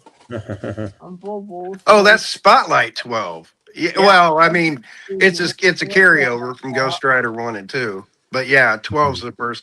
I thought that was Son of Satan 12. I thought the live was covering the Spotlight. But yeah, that's where he took over Spotlight. It's his first full story. The creeper.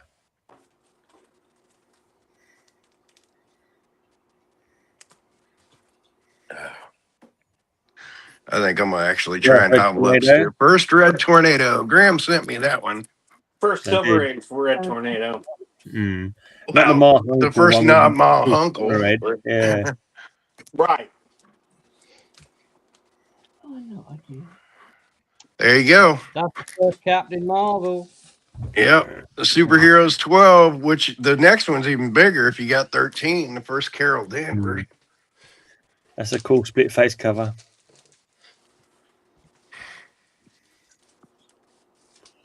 Weird War. Number 50. 52. Fighting Forces 23. Whose first professional published comic book work was in Weird War 70? It was Frank Miller. Nope. I'll give you a hint. He's been on the show 5 times. DeMatteis. DeMatteis. I think Miller's first was 79. That was a good fight. Issue 79. So, that's a really early one, isn't it, Bill? That's like a real early one to me. Bill, these 3 are very early. How long is this box? It's I have 5 comics left. Said that about 20 comics ago. No, I didn't. I know. I'm just joking. You should have saved half the box and gone to someone else for half a box, and then you come back for the second half. No, I didn't realize the box had that many in it. I'm sorry. I never take this much time, guys. Come on, give me a break. And this is the final book in the box. And not a bad one. Okay, now you can go to anybody else. Well, that was a great box, Bill, but we probably should have had about 5 shows doing those. Well, yeah, could have sprung it out. Today I was imitating Darren. I'm sorry. But sorry, Darren, I kid. And I put them in no one's piles. So, talking of Darren, when's your DC's going to be up, Darren? What do you reckon? What's your ETA? Right. So here's the situation. Right, I've got 2 more runs, 2 more sets of boxes to do, but one of them's got about 10,000 DCs in. The other one's got about 7,000 DCs in. I need to buy some boards, but I need Bill to pay his stack in order for me to buy some boards, or I can't do it. So whether Bill pays his stack or not decides whether I'm going to launch on like the 1st of May or the 1st of June. Okay, we'll speed that process up. Thank you very much. That first Spider-Man annual there you were showing, Klecto? I beg your pardon? That first Spider-Man annual you were showing there, is it Spider-Man number 1? Well, I have some interesting book slabs that I would be happy to show you of that genre, that era. Sure. But I have my warehouse find of the premiere issues. I didn't want to, drive Kyle off the moon here. But I wanted just to show you, this is part of I have these warehouse ones, but this is my copy of the Sergeant Fury. It's a bit better than my copy. That is a good cover. That's glorious. Look at the colours on that. Oh my God, those are gorgeous. How do those colours keep like that? I mean, because these were in a dark. stack in a cool, dry, dark place, and then discovered. And I bought that from Ed Jaster, who then went on to, I think, Heritage or wherever he went. But all of these, for example, the Submariner number 1 generally fades, the blue of the cover fades. This one never saw the light of day. Yeah, nice. So anyway, I could show those, but I want to show some ones because I don't want Kyle to be happy. Right. Sort of. It's always worth making Kyle happy. Yeah. First Sinister 6. It's a tough annual. I had a UK reprint of that. It's really, really nice. Doesn't count. Is it real? Doesn't count. I don't care. It counted to me. I've still got it, and it's a really good story. No, you never really did. No, I'm sorry. No, bye. Here's the first. Really great today. Here's the first Aquaman with Mira.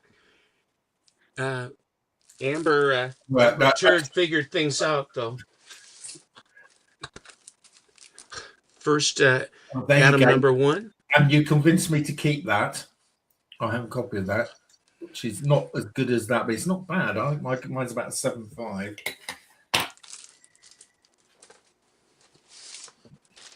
This is one of my favorite covers of the Silver Age. I just love it. Tell us why you love it. Because the composition is such. Hawkman's one of my favorite characters. It is a Gil Kane cover that basically gets to have Murphy Anderson, and if you have Murphy Anderson on Gil Kane, it's probably one of the best combinations, because Murphy Anderson was one of the best inkers in the business. And Gil Kane, and Gil Kane had an amazing ability to translate motion into his figures. But the thing about Gil Kane was his inking sucked, and it was not as good as his pencils. His inking just wasn't as good. Gil said he was the best inker on himself. Was that their first team up, Paul? Who said that? Gil said that. Well, of course, you would expect Gil to say that, though, wouldn't you? Gil, my boy, he always said, my boy. You remember that, Steve. I know you know that, Steve. Oh, that's beautiful. First tough book. Girl? Yeah, this is a really tough book. Gorgeous. What condition was that, Steve? It's a 7.0 off-white. That's beautiful. It looks really nice, though. I'm all about the cover colors. Yeah. As you know. Here's the first Ra's al Ghul in a 9.8. Wowza. Oh, that's nice.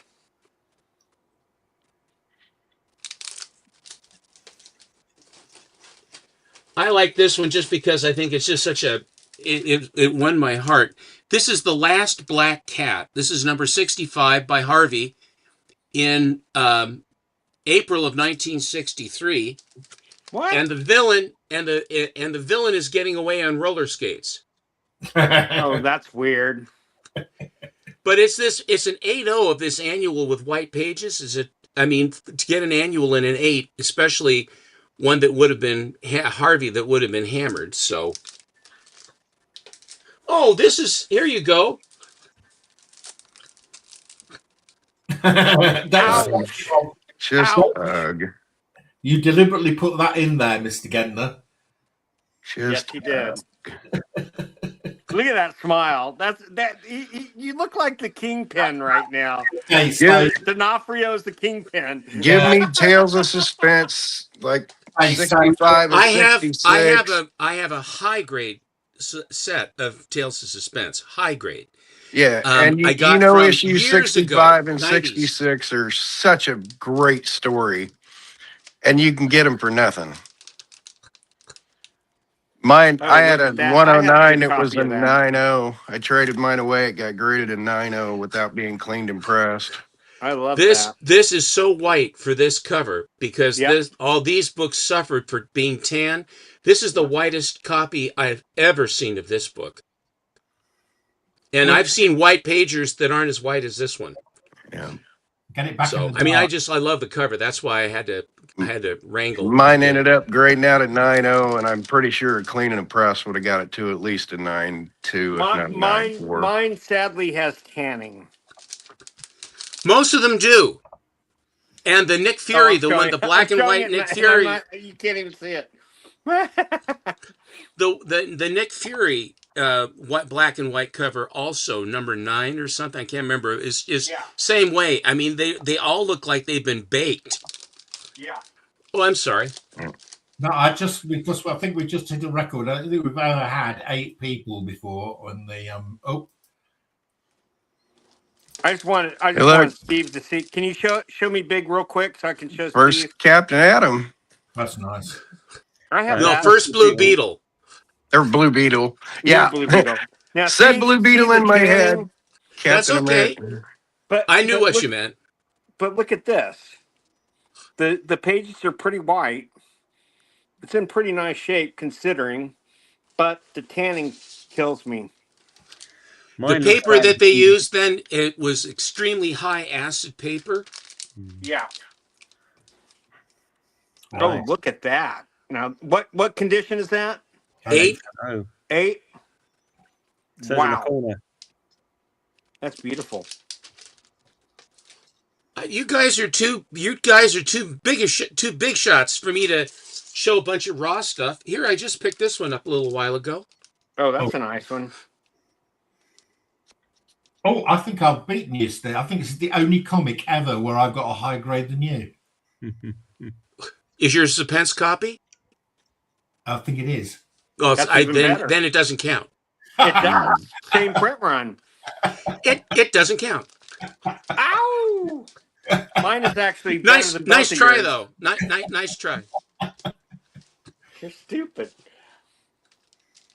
Yeah, but you've got the second print, and Mark's got the first print. There you go. They were all printed at this. That they were printed at the same time. Earlier printing is what he means. Well, but understand that the sequence of covers that were Pence covers. Okay, they started with the U.S. and then as they were cycling, the Pence copies came in at some point early. No. They didn't start with the Pences, did they? Yeah, they did. Yeah. How do you know? Tom Warzakowski, George Russo's. Oh yeah, they were all people in the industry. Do you know anybody that would have known? Yeah. Tom Warzakowski, guys that worked in the industry. Yes. That flat out said. I'm just teasing you because I know the Pence thing is big. I know that. Yes. You're all today, Steve. Kyle is winding you up. Yeah, it worked. I'm not trying. Yes. I'm being an ass. Yes. Guys in the industry flat out told me. I love that. That's beautiful. Now I was thinking about that again the other day. I spent the late 90s, early 2000s talking to so many of those guys that nobody cared to talk to. The time is covering up the condition? The time? 6-0? Oh, it's a 6-0. Mine is about an 8. Oh, I need to get it graded. Oh, I see the problem, Bill. The time on your screen is much It's bigger raw. than the time It's on raw. our Doesn't screen. count. Doesn't count. Yeah. Okay, sorry. It does to me. Yeah. It's still better. Steve, oh, that's a nice one. in the late 90s, early 2000s, I had a mat on to talk to all the production guys, the Beerport and understudies and all those guys. And I just wanted to know everything about the whole printing process and I was just obsessed with it when nobody else cared. I wrote an article about it in 2017, but that's a nice one. Hadn't followed sold that mine much. last year. My Flash Run is an original owner collection. Oh, wow. That Richard Evans got it at Bedrock City Comics. And when I met him in 95 when we became advisors, I told him I love the Flash and I was gonna try to rebuild because I got rid of my collection in 88. He said, I think that I have something. And then he called me. He says, yeah, I have the guy brought this. He collected them as a kid from the same spot. And so my Flash Run from 105 up to whatever it is, about 200, are all from this same fella's collection. He took very good care of his books, which is nice. Steve, have you ever bought from Worldwide Comics? I can't remember if I have. Steven knows you. The owner knows you, and he's here in San Antonio, and he's got a 17,000 square foot facility, and it's amazing. And I just went. Bonk and I went. What's his name? Ago. Steve Ritter. Oh, I know. Ritter. Okay, I know Steve. Yeah, he's a super nice guy. This was a 9.2 when I bought it, and I thought it was better. I was hoping for a 9.6, but it came back 9.4. That's good. Nice. You basically paid for the upgrade.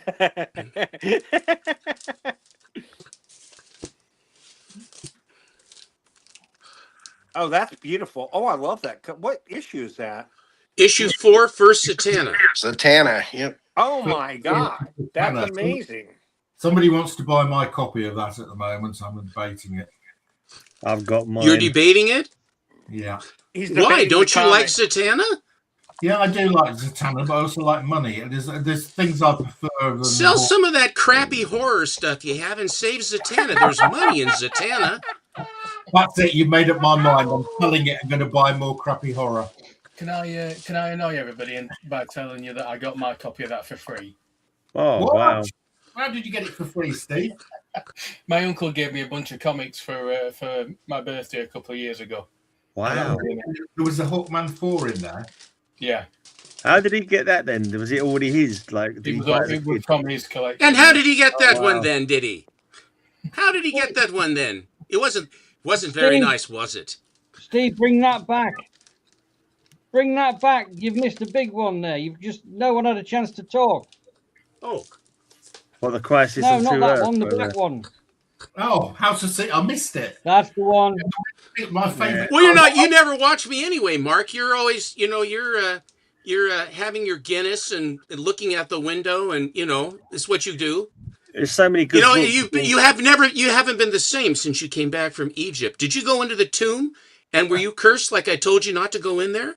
I did go to the same place that Moon Knight went. I told you don't go into the cursed tomb, didn't I? I know. Well, I did. So didn't I? Didn't I? So hang on a minute. So look at that. The reason he didn't keep showing that was because he was dissing on Bronze Age horror, and then he showed Bronze Age horror comic. Not me. That's pretty awesome. This is an old label. The guy that I bought it from bought it new, and he said at the time there wasn't cleaning and pressing. He says it's never been cleaned or pressed. He says my guess is you could probably push it at least a half or a full grade. It's an 8.0 right here with off-white. Nice. Wow. I'm afraid you beat me by half the grade there. Damn it. It's Stranko, absolutely classic there. Yep. The color strike on this particular book is truly outstanding, I think. Marie Severin, isn't it? The face. That's a Stranko cover, her face, and then she did the interior art. It's a great book. Because Stranko's face on it was Whoops! too grimacy. Wait a minute! Uh-oh! It's trigger warning. I've owned 3 copies of that, and it's absolutely underwhelming. I'm just saying that the start run of that is so underwhelming. That pose is terrible on the cover. It's just so underwhelming. Why has he got his legs splayed like that? Has he been broken or something? Do you guys actually collect comic books? He looks like someone's played with their action man too much and they've broken the elastic in his waist. His proportions don't seem to be correct at this time. Perhaps his legs are about 14 degrees too large. Over. I can't buy it. I won't buy it. I can't buy it. Besides, it wasn't a Pence copy. I wouldn't say I wouldn't buy it. That's actually a pretty good British accent. I think the guys will agree. That's pretty good. Look at that. 4-5. I thought it was better than that. I know it's better than that, but they screwed me. That's fake, because there's no issue number. It's fake, no issue number.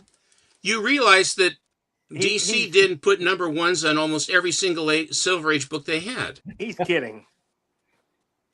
Okay, the only one that they did put the number 1 on was Hawkman number 1.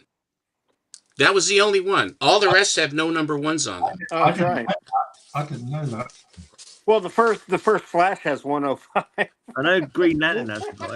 But it's not. But the first Flash was a continuation of the numbers, so it really doesn't count. Isn't that right, Kyle? No, that's right. I agree with that. I want to clear. I just wanted to clarify. I agree with that. First Adam Strange in Mystery in Space. Where did he first show up? Hey, you're one of the people that would know that Julie Schwartz story. The Julie Schwartz Gardner Fox story, right? Yes, I do. Between Space Ranger and Adam Strange. Yeah. Do you know the fun thing about that is that they said, okay, we want one to be futuristic, and what's his nuts got it? It was and he did Space Ranger. Yeah. And so they said, okay, well then you get, I can't remember the guy's name. That's terrible. I should know it. But anyway, but Infantino. And the other guy, Gardner Fox, they said, you have to have one that's on Earth. He says, no problem. So what does he do? He has an archaeologist that gets struck by the Zeta beam, and he's off into Ron. So Earth is still not future, but Ron is. So he completely got around it. He had the idea that he wanted to do. And the relationship between Alana and Adam Strange and all the creatures and the Infantino art, which for the distant planet with the architectural stuff, like the flat, like Central City, but it's in the future, and all the spires and the bridges, the sky bridges and stuff, really cool.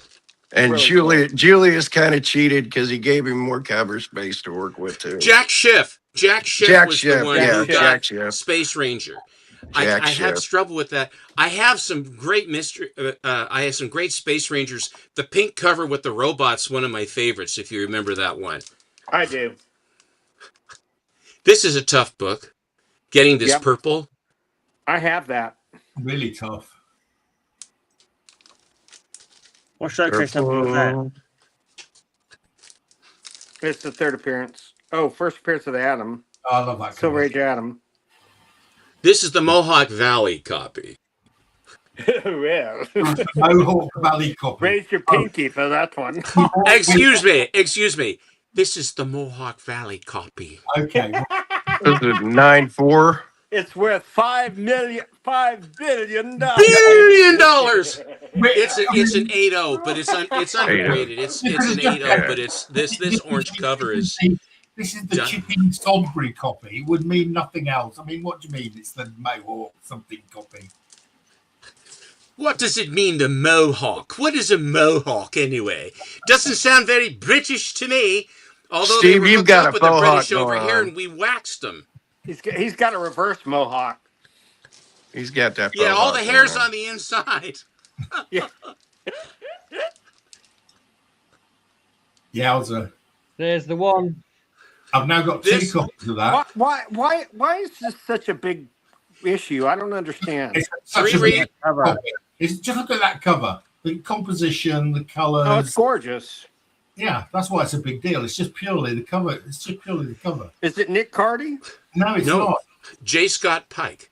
J. Scott Oh. Pike. Yeah. Wow. Now, the thing about this book, this copy, if you collected Showcase, when this came out, everyone said, "What are you thinking?" Yeah. Because the trade dress is wrong. Yeah. It is not a superhero cover per se. I go, and everyone just said, "What are you thinking?" And we all looked down our nose at it. So later, a friend of mine found this book and had it slabbed. He could not sell it. He couldn't sell it at 300. He couldn't sell it at 200. And he carried it around for about, I think, for a year and a half or 2 years. And finally, I had bought other stuff from him. And he says, "Steve, buy this book for me." I said, "Well, I don't know." He says, "No, $100. Take the book. Give me $100. I said, "Okay." Literally, 2 weeks later, it blew up. Quiet. And then he called me and says, "You bastard, you knew it was coming." I said, "How would I know?" Why did it blow up, Steve? I don't know. Why did it blow up? What happened? Caused it to blow up? She didn't even appear again till the 90s. Because the good girl comics of the Silver Age, people started to realize how cool they were, like Lois Lane and some of the other and the romance titles. 100%. All of a sudden, people realized, because everybody's hammering themselves on the heads getting the supers, and then suddenly people started to realize how nice they were. And she is absolutely full figure from corner to corner. And roughly what year? What year did that happen in that event? This is 1968. 68. No, that's not what I'm asking. I'm saying when did it? What was the year that people started thinking about girls and good girls? About between. Well, they started, but this book took off about 2 years ago. Oh, So pretty recently. Yes, Wow. absolutely. This thing was a boat anchor. It was an albatross around his neck. But I liked the good girl. I said, well, with the bee-stung lips, and the nice shorts and the beautiful Botox proportions. J. Scott Pike is he's really a wonderful artist. He did some gold. I have some of his Golden Age or Atomic Age books that he did. This book doesn't get much love at all, but this is an incredible copy with full cover colors. This is from the William Anselmo Pera collection from Torpedo Comics. It is the very first appearance of Captain Atom. Wow. Ooh. That is beautiful. Kyle, do you have a copy of this? I do. I might have crashed. Am I back on? Yeah. Yeah. Okay. No, I don't. No, I do. don't have a copy of that. This is an incredibly... Charlton did everything. That's 83, right? Yes. But No, 33. You know what's important? You know what's My important brain, about I that? fucked my brain right now. That's all right. It looks like an 8. I thought it was an 8 till listen, I've got No, it right in front I was of me. saying- I can't say what it is. I was saying issue 83, and I was like, what am I thinking? That's not, yeah. Why is it, other than it being his first appearance, why is that such an important comic book? Well, the fact is that Steve Ditko, when he was working for Charlton at the same time he was working for Marvel or Atlas, I should say, that his characterization of Captain Atom, basically he honed the skills that he used for faces and eerie stuff and sort of interdimensional stuff. So that when Doctor Strange, and also with Spider-Man, how the body positioning and stuff like that, the artwork inside this, the font, the typewriter font is ghastly, and that's the big knock on Charlton is the typewriter font. My God, why couldn't you spend another $5 and get a letterer? But they did everything. They printed their own books. They distributed their own books. Charlton did. Yep. It was, and the presses were running all the time. They did all manner of other business to utilize those printing presses. Yeah, and but the simpler answer to you're right about everything you said, but the simpler answer is it's the very first superhero comic Ditko ever drew. Oh, I'm sorry. You're absolutely right. That's the obvious answer. I apologize. You're absolutely right. No. But everything you said was spot. No, I'm glad you added all that because I didn't even realize that. But you're right. It's spot on. Spot on. Hey, Mark, can I get blown up real quick so I can get a Hey couple guys, things out of I'm the gonna way? have to He sign blew it up off. real I'll good. see you guys next week. Bye guys. See you, Bill. Must show Bill some fun stuff. Yeah, there's some faded blues. I actually do have one of those. Got that from Mark just as a filler thing. Great. Okay. I can't hear anybody.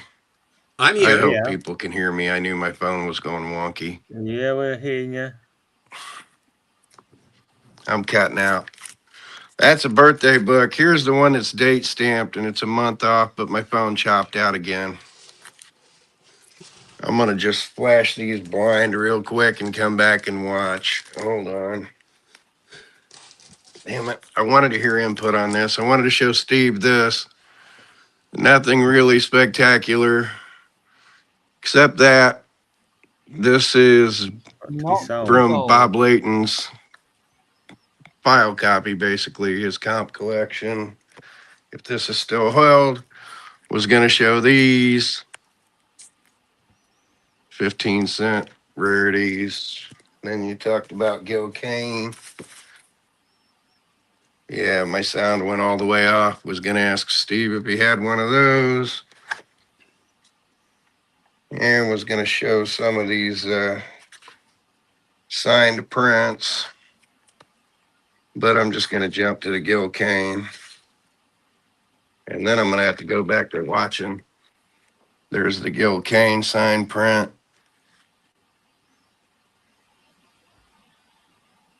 Got Neil Adams and all kind of stuff in here. But, yep, that's it. My sound's totally fried. So I'm going to check out and watch live here. Really beautiful.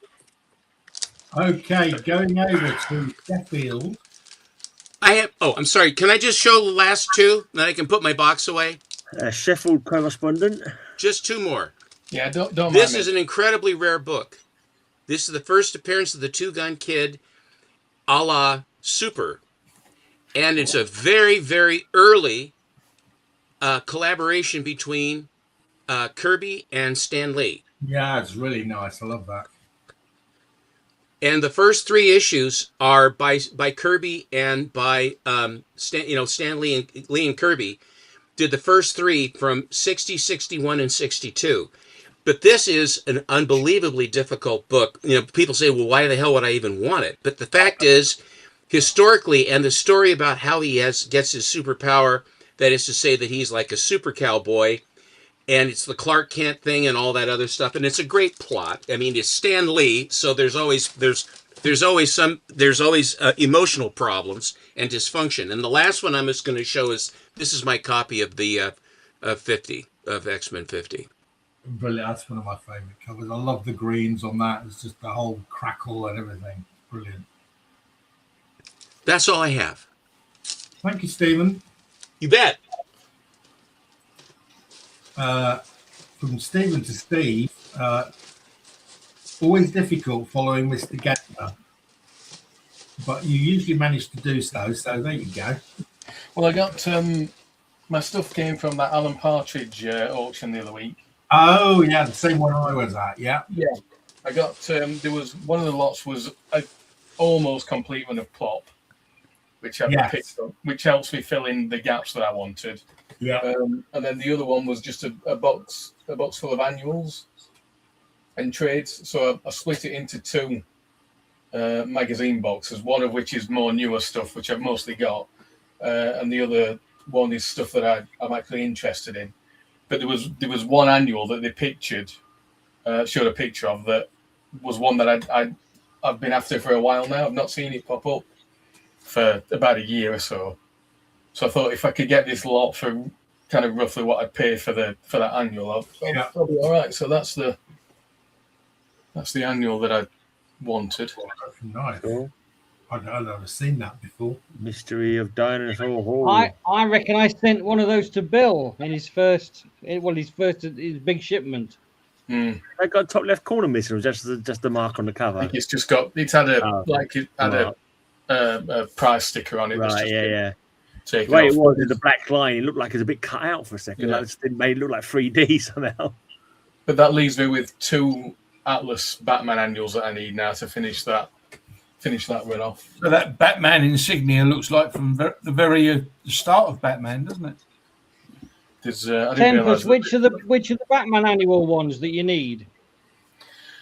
One of them, I think, is one that you've already sent to Bill. It's the one that's got Thor on the front, and the other one, it's got Batman and Robin. They're swimming underwater, which I think it's the Loch Ness monster. But I know I've seen one of them that you've shown, but like I say, I think it was one of those that. Where do you even look these up to know where they exist or whatever? It's like I've never even seen or heard of. Wouldn't even know where to look for them. I've already got that, but how many there were? As well that I've already got, but I didn't realise these were in there. There's another Super Adventure annual.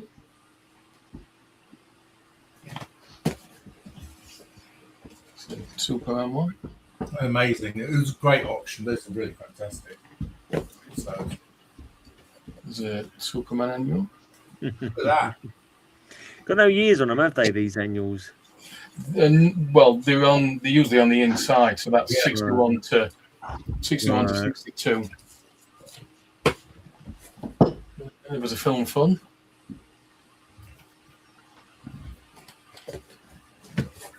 And it was a radio fun. Norman Wisdom. Yeah. Mr. Grimsdale. Mr. Grimsdale. Benny Who the Hill. hell are they? Benny Hill. Benny Hill. Benny Hill. God, he's young now, isn't he? Yeah. TV. I've got that. I believe I've got that. It's not as good. Jimmy Edwards. Yeah. Jimmy Edwards. I don't remember him. What did he do? He was a school Mr. Wacky. You don't remember Wacky Day? Mind you, Yeah, too young, aren't you? Was it Wacko? I can't They're remember. too young, aren't they? Terry and I are a bit older. Aren't they? Yeah, they're a bit young. There's a bit of Hancock. Oh yeah. Hancock's half hour. Bit of Peter Sellers on the back. Peter Sellers as well. Hancock was probably one of the funniest comedians there ever was. A Knockout annual. Knockout annual 59. 59, Christ. Is that an early Hookjaw prototype on the cover? It may well be, actually. Although it's got a big smile on its face. So. Yeah, and someone's riding on its back. It changed a bit when it got over to action. Look at that. That's a cracker. Rex the Wonder Super Dog. Boy annual. Again, it might be better condition than the one I've actually got, that one. There's another Superman adventure book. Captain Comet. So the majority of the art on these are definitely British artists, aren't they?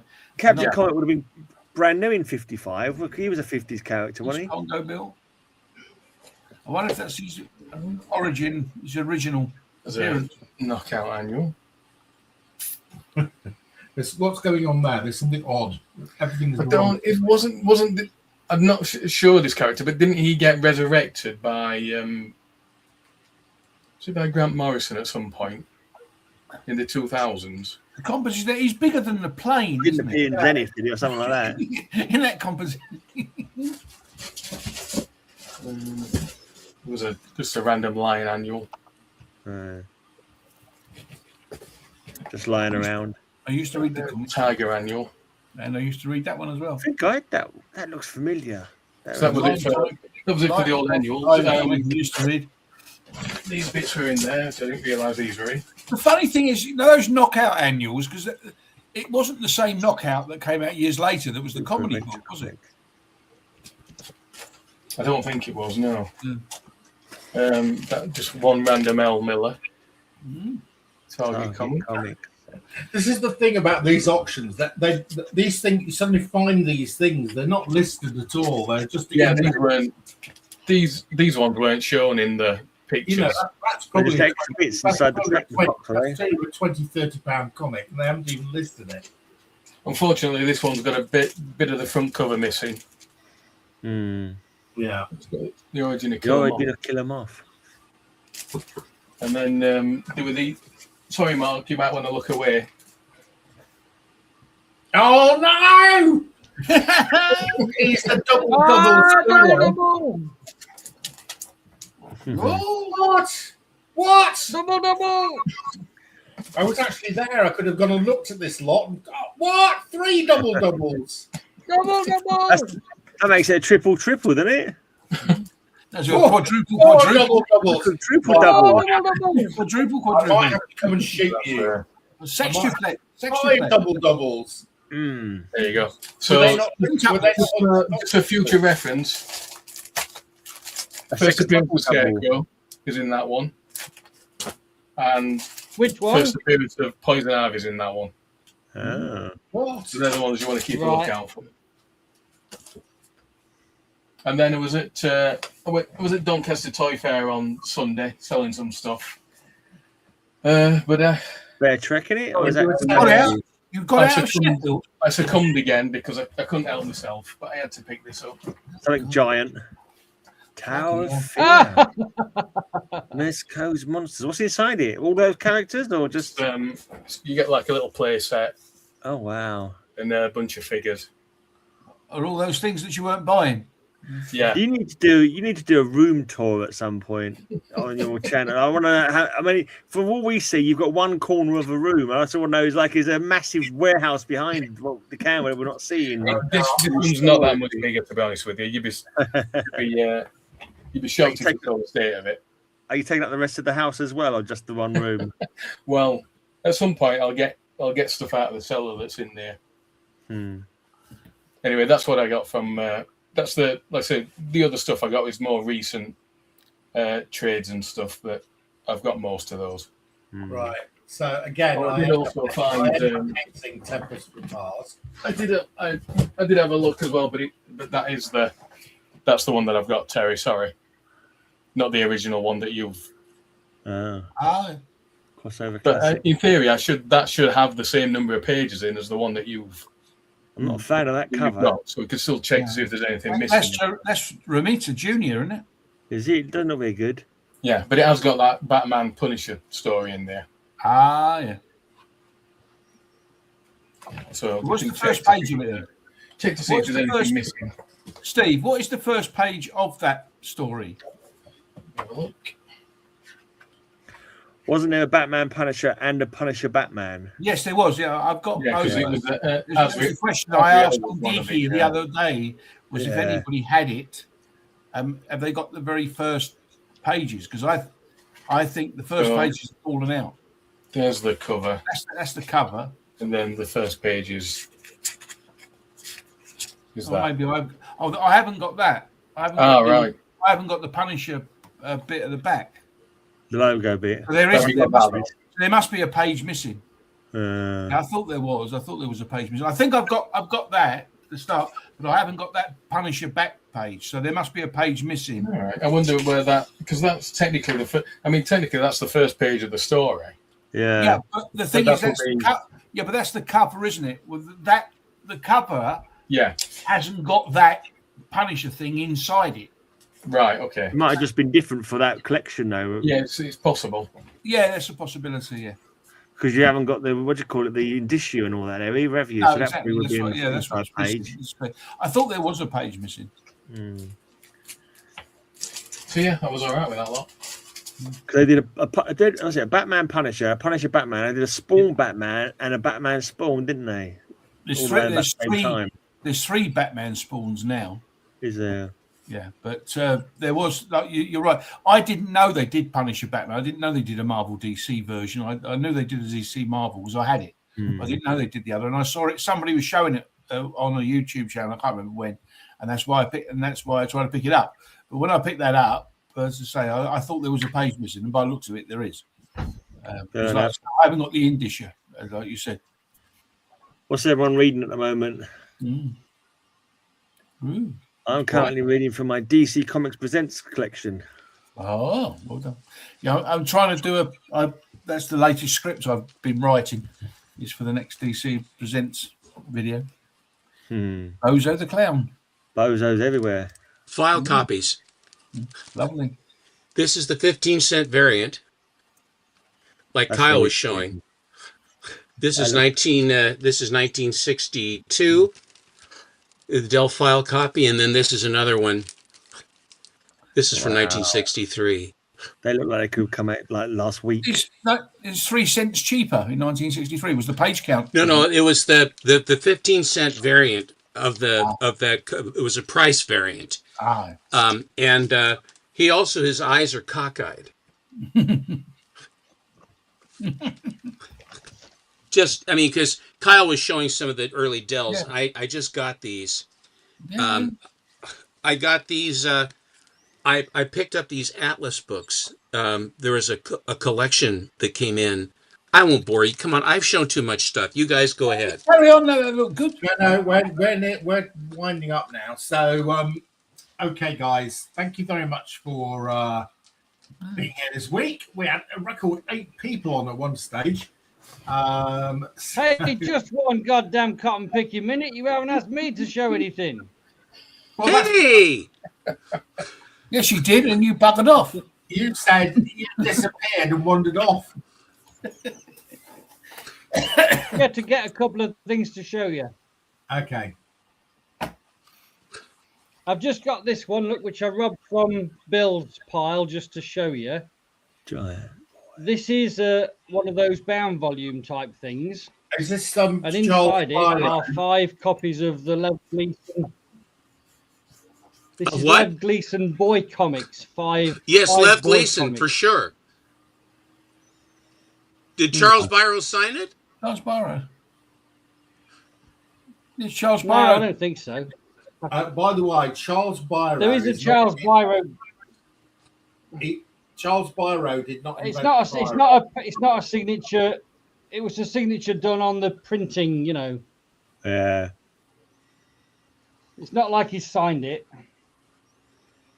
But that was just a cool thing. That's one of those Charles Byros I got. This from red Steve. is a.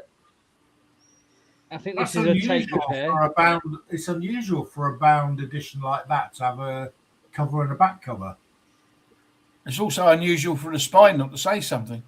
Yeah. Exactly. Well, I think it might have been rebound because that looks like it was rebound. Yeah. Which is not unusual for those. Right, then, so I was just bagging and boarding this set the other day. Well, it's a nice set. Golden Age. Yeah, it's a great read as well. It's a 3-issue set by DC. I've got that. Nice covers, very shiny. The gold is very, very shiny. It looked really nice and appealing. And that one there. Now these are nice and glossy and shiny, right? Manhunter. Black covers. But then I found this one in there. Look at this. This is so it's the same issue. Let me just take it out. This is one of the most disgusting comics I've ever come across. Oh, it's got measles. Can you see it on the camera? All bubbly, yeah. Is that mould? Or is it stippling in the It is in as the if cover? what it is. No, it's not mold. No, this is actually stippling. This is a glossy laminate layer. Yeah. Before they put the glossy laminate layer on, it's as if it was covered in powdery sand. And so everywhere there was a speck of powdery sand, the laminate layer has not been able to tightly get onto the real layer. So it's ended up it's got measles. It's absolutely revolting to the touch and the look and everything. That's interesting. And that's the only flaw on it, but I'm going to take it down to very good because it's a very, very good variant. Inside, it's still perfect. You could pretend it's a braille cover. A measles variant. Measles variant. Yeah, braille. Yeah. I think you've all read the Golden Age. Finish the show now. Bye. I'm pretty sure I've read it. I can't remember now. It's a fantastic read. It starts with Mr. America dying, doesn't it? Yeah. Yeah, that's the thing. I know I've got like a part of it, and I'm wondering if I didn't get the whole part. 'Cause I remember reading that bit. I can't remember what happens in the rest of it though. Lovely So I'm wondering comics. if I only got the first one for some stupid reason. Yeah, I'm sure I've got that. Really nice covers. So I think that's before Really Robinson did That's it. Starman, Finished. isn't it? Hmm.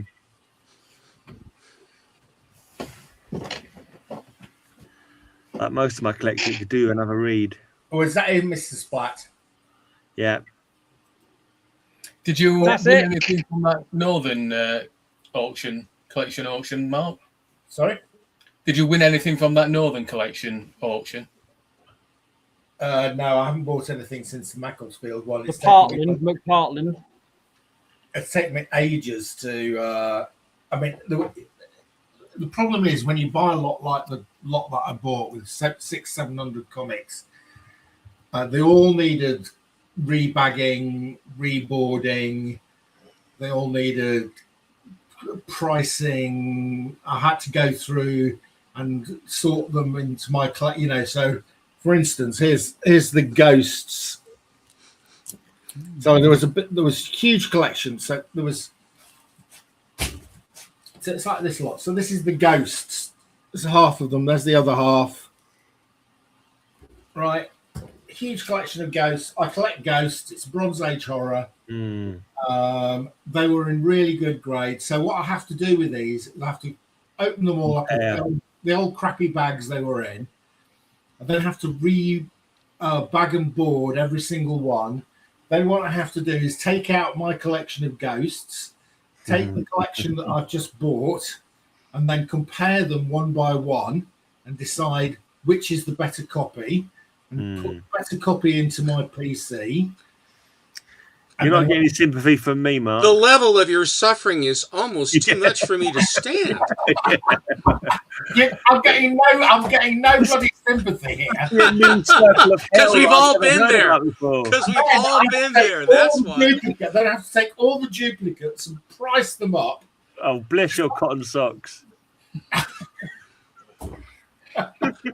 It's the smallest violin in the world, isn't it? Yeah. I'm getting nobody's sympathy. Well, it'll be interesting to see. I'll tell you what, Mark, just send them to me and I'll sort them out. Yeah. So I've had to buy 500 bags and boards just for this one collection. And I've run out of pen. So it's quite time consuming just dealing with. I mean, they're great. Don't get me wrong. They were really high grade, and most of them, when I went through my collection, I replaced the ones came from this collection. Replaced the ones in my PC because they were higher grade. You know, I paid on average £3.50 a comic, and I'm selling them for average about £10. So you know, it's going to pay for itself. I'm going to end up with having upgraded my PC, filled all the gaps in my PC, and it's going to cost me nothing. And in fact, I might generate more cash. Yeah. I hope Sticky Goose is watching this, Mark. To put it into context, a brand new comic is £3.50, I imagine, or £4. Yeah, that's right. Actually, yeah. Yeah, you paid less than a modern comic for each of them, and they're far better quality. Well, that's how I look at it when I was buying the Superman family, because the size of the thickness of the book, if you was buying it now, it'd be a $7.99 or a $9.99 book. Yeah. If you're buying it for I mean, this was just phenomenal. If you're buying for £5, there were 50 DC showcases in there. Okay, there was the Dolphin. There was lovely. You know, the first Silver Age Dr. Fate. There was, you know, we're talking about class stuff here.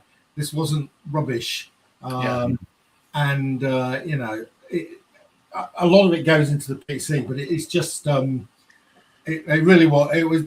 It's the type of auction lot that you just dream of buying. Are you saving them Tommy Tomorrows for me? Do you like Tommy Tomorrow? Great. I've got a couple. I wouldn't mind getting the rest of the. I've got duplicates of all the showcase Tommy Tomorrows. I have Tommy Tomorrow's. I have a friend of mine that has just sent in Real Fact Comics that has the very first appearance of Tommy Tomorrow. I didn't even realize, like, till someone told me. And it's a beautiful copy, and it's in being slabbed right now. So his name is Bleecker Street Comics. He's in Canada. I've heard that channel. And when he gets it back, why? I mean, very few. There are very, very few copies of that. If you like Tommy Tomorrow, why, that is one you really might want to have. Yeah, no, you don't understand Gray. I haven't got that kind of money. Gray has no money, so he buys. He's a low grade king. Yeah, that's all right. Low grade is better than no grade. Mm. Gray likes to read. Gray's a reader. Yeah. You've got all the Action comic appearances to think of, though, as well, Gray. So. Oh, one at a time, mate. The showcase ones are also there too. Those are the ones I'm after.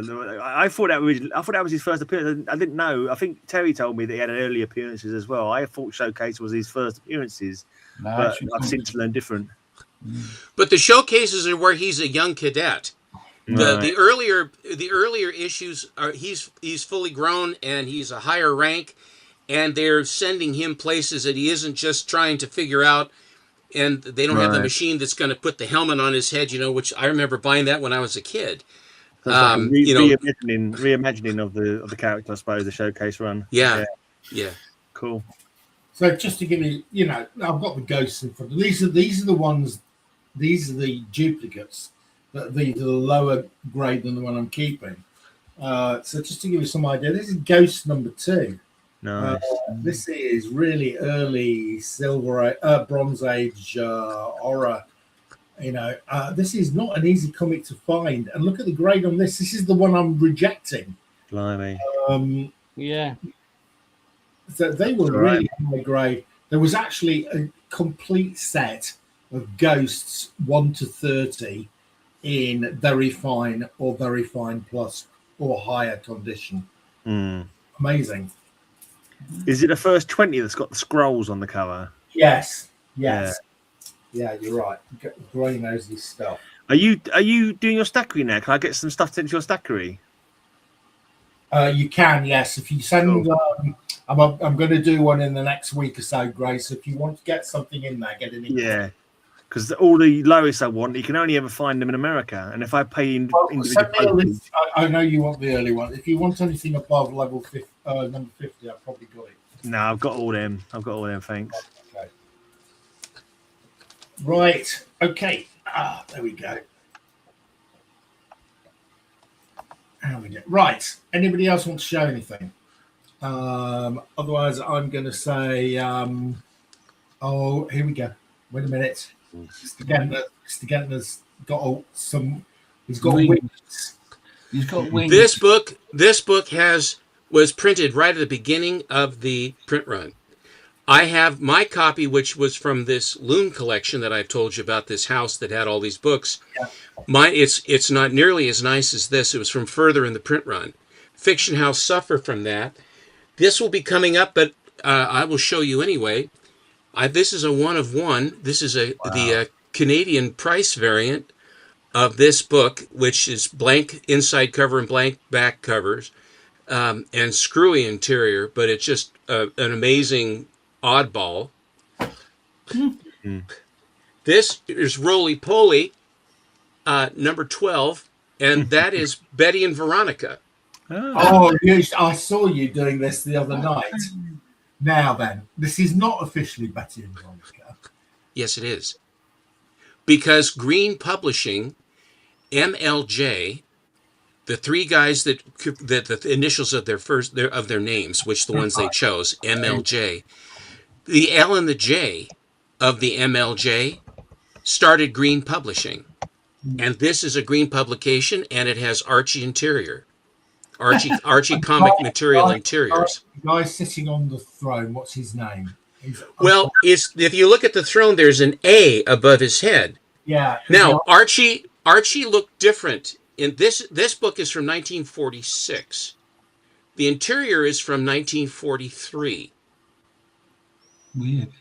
So, and the book I posted today on my Instagram is Roly Poly number 10, and it has a pre-war It has I think it's a November of 1941 interior for a 1940. This is not 12, a 1945 comic, and so it's very interesting what they did and the titles that they chose.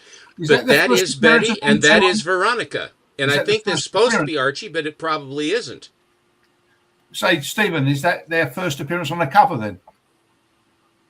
I don't think so. I think because Archie started in 41, 22, Pep 22, and the girl showed up eventually. It would be an early one, and this is the Canadian oversized copy of this Spirit. CDL is Canadian, and it says Can Edition. But if you look at another Golden Age book, you will see how much larger this is.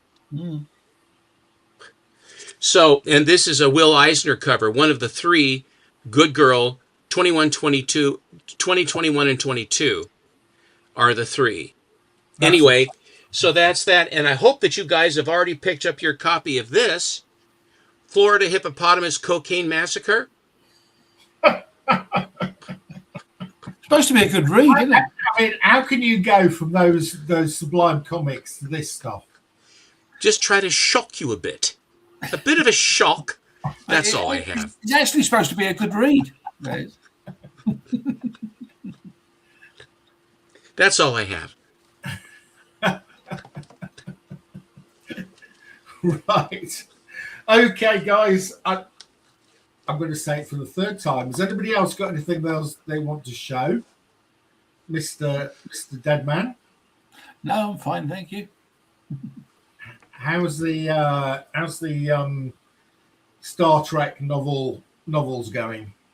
Well, I'm writing a script for the next DC Comics Presents, and the next other one will. Well, I've got that on film actually, the last one, but I haven't had a chance to edit it yet. So you narrate books that you tell stories about. You narrate the stories. No, all I do is just read. I just read the back, Stephen. Otherwise, everybody will fall asleep.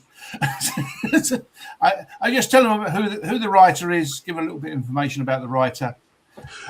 Grand Collector's Database can tell you who it is, and then just Google the name, and you'll get everything you need. Yeah, or you can watch Terry's channel. Right. Splat. How are you? Is that it from you this evening? How's it from me? I'm busy processing, so I've got. I don't want to mess my systems. So are you in business mode rather than gaming mode at the moment? Yeah, absolutely. Yeah. Gaming is okay. Good. Right. I will definitely be sending back your spreadsheet in the next couple of days because my thank you. My next chunk of money is coming in on Friday, so I should be able to pay you. Well, brilliant. You're paying for the bags, and hopefully Bill's paying for the boards. I think Mark pays somebody in the post office to deliver pretty quickly because he posted me a parcel of books yesterday, and they arrived this morning. I don't know how he gets them so quickly to me. You know, someone fouled up. Well, there's a mess up somewhere. Huh? What? Yeah, no, it's. I pay for 48-hour tract, and sometimes they deliver them in 24. It's yeah. Mr. Tempest from Mars, who I now hate even more. He's got more doubles than I'll ever own. I told you what lot that was in, Mark. You can't have a go at me for. I think you did actually tell me. Yeah, and there's not a lot of them about, so you've done well to find yet another haul. Having said that, that is even worse. He did tell me they were in there.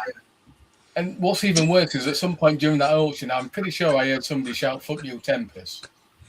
Do all the middle-aged and older men in England have beards? Is this the way it is now? Yeah, it's just the middle-aged men. They're just lazy. Well, yeah, and Mr. Gentner, we're very impressed with your US president defending the Cyprus.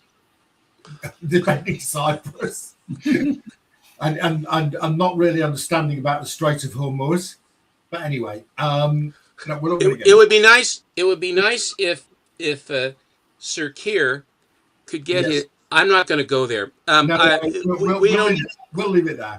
We don't need to go because you guys. I know how you feel. I know how I feel. But everything is great. Be sure to visit us on Friday for our Friday hangout with Alan.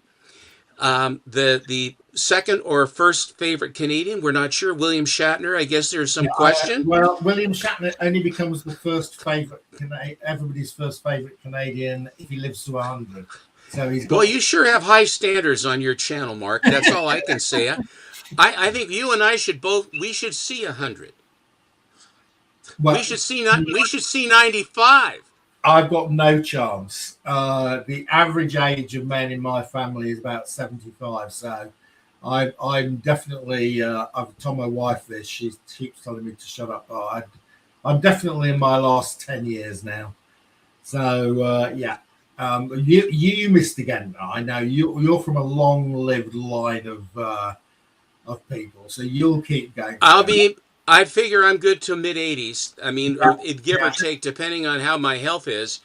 Dad, his last few years, the last few years, or you kind of wonder, well, would he have been happier if he had made the last few years? And that is always kind of a question. But we are somewhat long lived, but I don't view it that way. But I can tell you what I am doing is I'm curating like crazy my collection.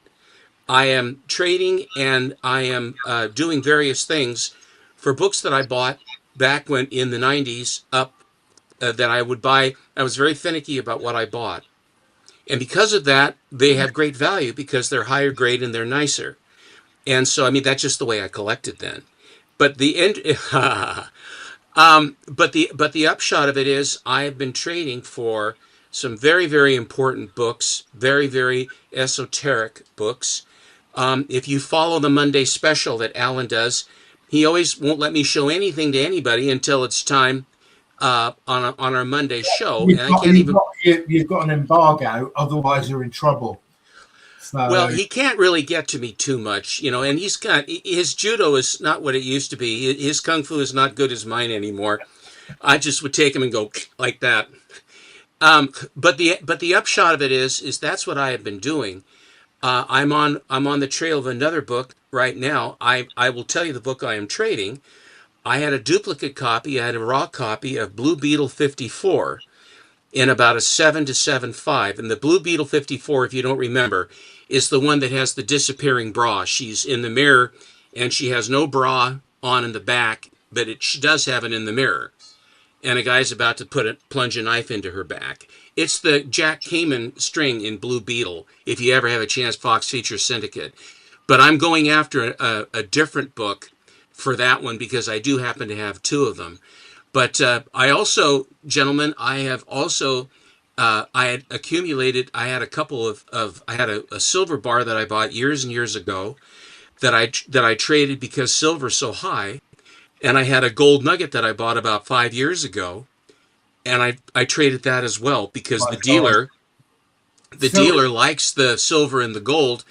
And frankly, I don't really, a numismatic coin coins I have some, but that other stuff I don't, and I just watched the value go up and it really saved me a fortune, thousands of dollars because, silver at 100 and gold at 4,800 or whatever it was is pretty darn good. Anyway, but that's what I've been doing. And Mark told me I could never wear my Legion of Superheroes hat again. No. And every time he tells me I can't do that, it makes me want to put it on. No, don't put it on, Stephen. I'll end the show if you do. I won't do it. But you're ending the show anyway. I'm ending the show anyway, so no, you can't put it. No splat. I honor Mr. Olroyd. And it is his show, and I would never do that. No, I mean, it's really an awful thing. Well, I don't know about that. It's not a fiendish thingy, but it's the Legion Clubhouse. If you like the Legion of Superheroes. No, but it is. No. It's a travesty, and it degrades you, Stephen. And I can't see you degraded on my show. Right, that is it. I can't remember how to end the show. There we go. End stream. That's it. Okay, guys.